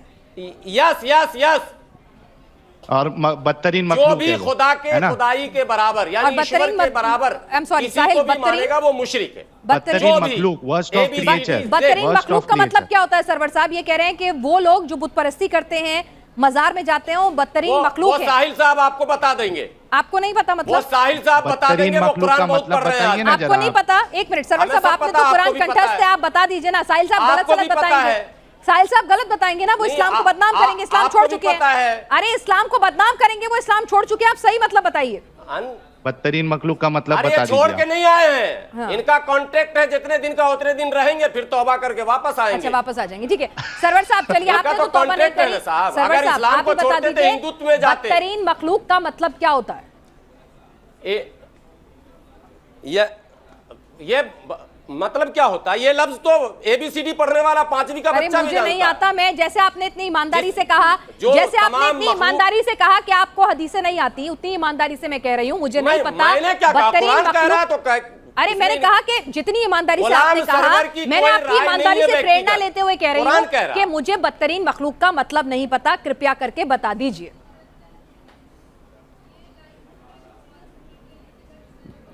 नहीं, आपको नहीं पता है तो बगल में आपके हैं ना साहिल साहब, अरे वो गलत बताएंगे ना, मुझे उन पे भरोसा नहीं ना, ये है है। वो मुझे उन पे भरोसा नहीं है, वो गलत बता सकते हैं डेफिनेशन ना। वही दे रहे हैं ना। मैंने कहा मुझे उन पे भरोसा नहीं हो सकता है, वो इस्लाम अरे को गलत, उसी पर आजकल टीवी वालों को भरोसा है। मुझे बिल्कुल नहीं है, तभी तो आप मेरे वो मेहमान हैं सच और आपको वाला पूरा बना मौका हुआ, दे हम रही लोग तो झूठ वाले बने हुए हैं। नहीं नहीं, आप बिल्कुल सच वाले हैं साहब। वो जो सच दीन वाला में है, हम रहकर लोग दीन झूठ के लिए वाले। लड़े, मेरे लिए वो बड़ा है। बदतरीन मखलूक का मतलब बता दीजिए अभी पिनाश जी को, प्लीज, मेहरबानी जो होगी भी- हाफिज साहब।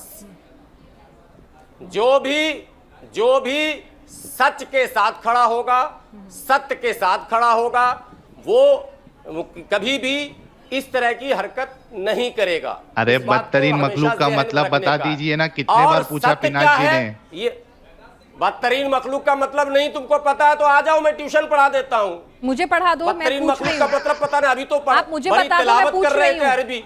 सरवर साहब अभी मुझे तो बता पीछे दीजिए से ना। कह रहे थे बदतरीन मखलूक सरवर होता है। साहब ज्ञान बांटने से बढ़ता है। बदतरीन के मतलब क्या होते हैं? सरवर साहब ज्ञान बांटने से मखलूक बढ़ता किसको है। कहते हैं?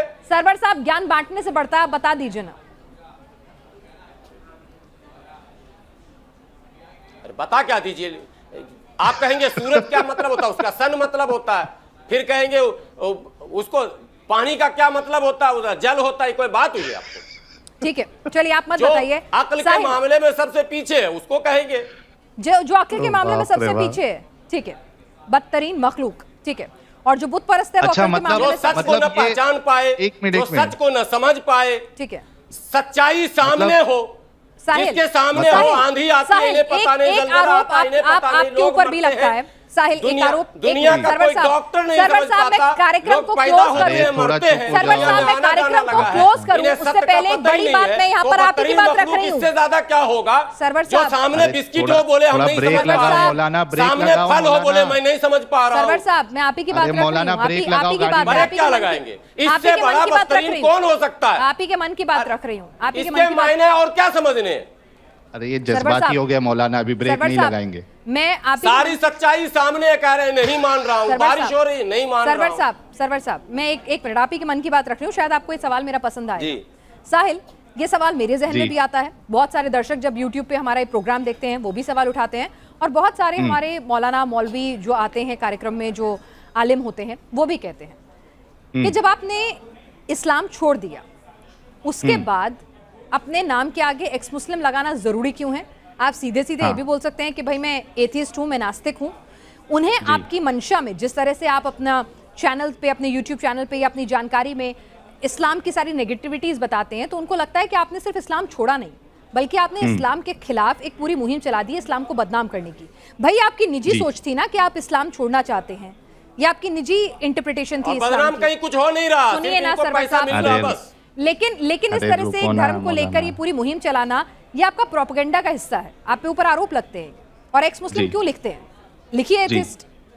जी देखिए, मैं इसका जवाब बिल्कुल साफ तरीके से दे देता हूं कि मैं इंसानियत के बारे में सोचता हूं, मेरे लिए इंसानियत सबसे बड़ी चीज़ है, और मुझे मुसलमानों की बहुत ज़्यादा फिक्र है। मैं अपनी इस कम्युनिटी से इतनी मोहब्बत करता हूं। पिनाज जी, अरे थोड़ा चुप हो जाओ यार, मौलाना थोड़ा ब्रेक लगा दो, मेरे से सवाल किया है, जवाब सरवर साहब ये सवाल तो आपके मन का पूछा ना मैंने। इंसानियत नाम का धर्म किस देश में है? सरवर साहब सुन लीजिए, ये सवाल मैंने गलत पूछा। आप लोगों के मन में भी ये सवाल होता है ना, वही सवाल पूछा ना मैंने आज, वही सवाल पूछा ना। आप सब्र से सुनिए तो सही, कम से कम जी जवाब देने दीजिए कि देखिए पिनाज जी, मुझे मुसलमानों से इतनी मोहब्बत है, आज भी मोहब्बत है, और बिल्कुल मैं डंके की चोट पे कह सकता हूं कि मैं आज भी मुसलमानों की मदद करता हूं फाइनेंशियली भी, और जो बच्चे जो है जिनकी एजुकेशन में प्रॉब्लम आ रहा है, मुसलमान बच्चे, मैं उनकी भी मदद करता हूं। इसके अलावा मैं चाहता हूं कि मुसलमानों के अंदर जो ये कट्टरता है जिसके वजह से वो एजुकेशन में पीछे जा रहे हैं, वो जो दुनिया में जो आगे बढ़ना है, साइंटिफिक डेवलपमेंट में आगे बढ़ना है, वो इस रिलीजन की वजह से, इसकी कट्टरताओं की वजह से उसमें वो ध्यान नहीं दे पाते। तो मेरा मकसद ये है कि मैं बताऊं लोगों को, मैं कोई खिलाफ नहीं बता रहा हूं, मैं वो चीज बता रहा हूं जो इस्लाम में लिखी हुई है, स्क्रिप्चर में लिखी हुई है, इस्लाम का हिस्सा है, वो चीज मैं बता रहा हूं। तो मेरा मकसद, इस्लाम में रहकर इसे दुरुस्त करने की कोशिश क्यों नहीं की? इस्लाम में जाते आलिमों के पास, आप जाते बड़े जानकारों के पास, उनसे बात करते, आप छोड़कर किसी को गलत कहना ये कितना वाजिब है किसी के खिलाफ? इस्लाम में रिफॉर्मेशन पॉसिबल ही नहीं है पिनाज जी, क्योंकि इस्लाम के हिसाब से कुरान खुद कहता है कि ये जो दीन है, ये इसको परफेक्ट हमने इस दीन को परफेक्ट किया तुम्हारे ऊपर। जो परफेक्ट चीज होती है उसमें सुधार की गुंजाइश करूंगी कि क्या इस्लाम में रिफॉर्म्स पॉसिबल नहीं है, लेकिन आज हमारा शो जो है इसको मुझे यहीं रैप अप करना होगा। लेकिन बस एक आखिरी सवाल आपसे कि साहिल, आप एक्स मुस्लिम क्यों लिखते हैं? आप एथियस्ट भी लिख सकते हैं, नास्तिक भी लिख सकते हैं। नहीं, मैं एथियस्ट हूं नहीं, मैं एथियस्ट एग्नोस्टिक हूं। मैं एक्स मुस्लिम इस वजह से लिखता हूं क्योंकि मुसलमानों को एक बहुत बड़ी गलतफहमी ये हो गई है कि एक मुसलमान कभी गैर मुस्लिम हो ही नहीं सकता या वो इस्लाम छोड़ ही नहीं सकता। तो एक्स मुस्लिम लिखने से ये उनके जहनों में मैं बिठाना चाहता हूं कि एक्स मुस्लिम होना कोई पाप का काम नहीं है, कोई एक ऐसा अजीब काम नहीं है, ये एक नॉर्मल चीज़ है। कोई अगर आपके घर से भी, कोई मोहल्ले में भी हिंदू अगर धर्म कोई में आप इस्लाम चले जाओ, छोड़ ये दे मेरी राय है। तो उनको जीने का आपके लिए हक है, शांति की उनको जगह है। सोशल बॉयकॉट ना करे, उसकी चलिए ठीक फैमिली है से नहीं साहिल निकाले, आप और उसकी बीवी हाफिज को सरवर साहब आप बीवी को हमारे ना छोड़ दे, जी, वो उसके शौहर ठीक को है। ना छोड़ दे। हाफिज- ये जितनी कट्टरता है ये इस्लाम की ठीक वजह से है और लेकिन इसी साहिल वजह से एक मैं और बड़ी बात कही हूं। जाती है कि अगर आपको सिस्टम के वो खिलाफ अकेले शिकायत है तो साहिल सिस्टम में रहकर करिए, इस्राइल उसे के दुरुस्त करने पैसे की से पूरी कोशिश दुनिया के कीजिए, सिस्टम से मुसलमानों को बाहर ये सही निकलकर रास्ते उसको पर ले गलाना आएंगे। ये कितना जायज है। एक पॉइंट ऑफ व्यू ये भी आता है। बहरहाल आप दोनों ने अपने अपने निजी विचार रखे हैं तमाम चीजों को लेकर, आपने अपने सपोर्ट में कुरान हदीसों का हवाला दिया है। हमारे दर्शक जो हैं खुद समझदार हैं, वो इन तमाम बातों को सुनेंगे और अपनी राय बनाएंगे। और एक बार मैं फिर दोहराना चाहती हूं कि ये पैनलिस्ट के निजी विचार थे, आप खुद इस पर पढ़िए, जानकारी हासिल कीजिए, फिर अपनी राय बनाइए। इस कार्यक्रम के जरिए हमारा मकसद किसी भी धर्म विशेष की भावनाओं को ठेस पहुंचाना नहीं है, बल्कि जो स्क्रिप्चर्स कहते हैं, जो कुछ लिखा है, जो जानकार मानते हैं, उन तमाम बातों को आपके सामने रखना है ताकि आप खुद एक सही राय कायम कर सकें।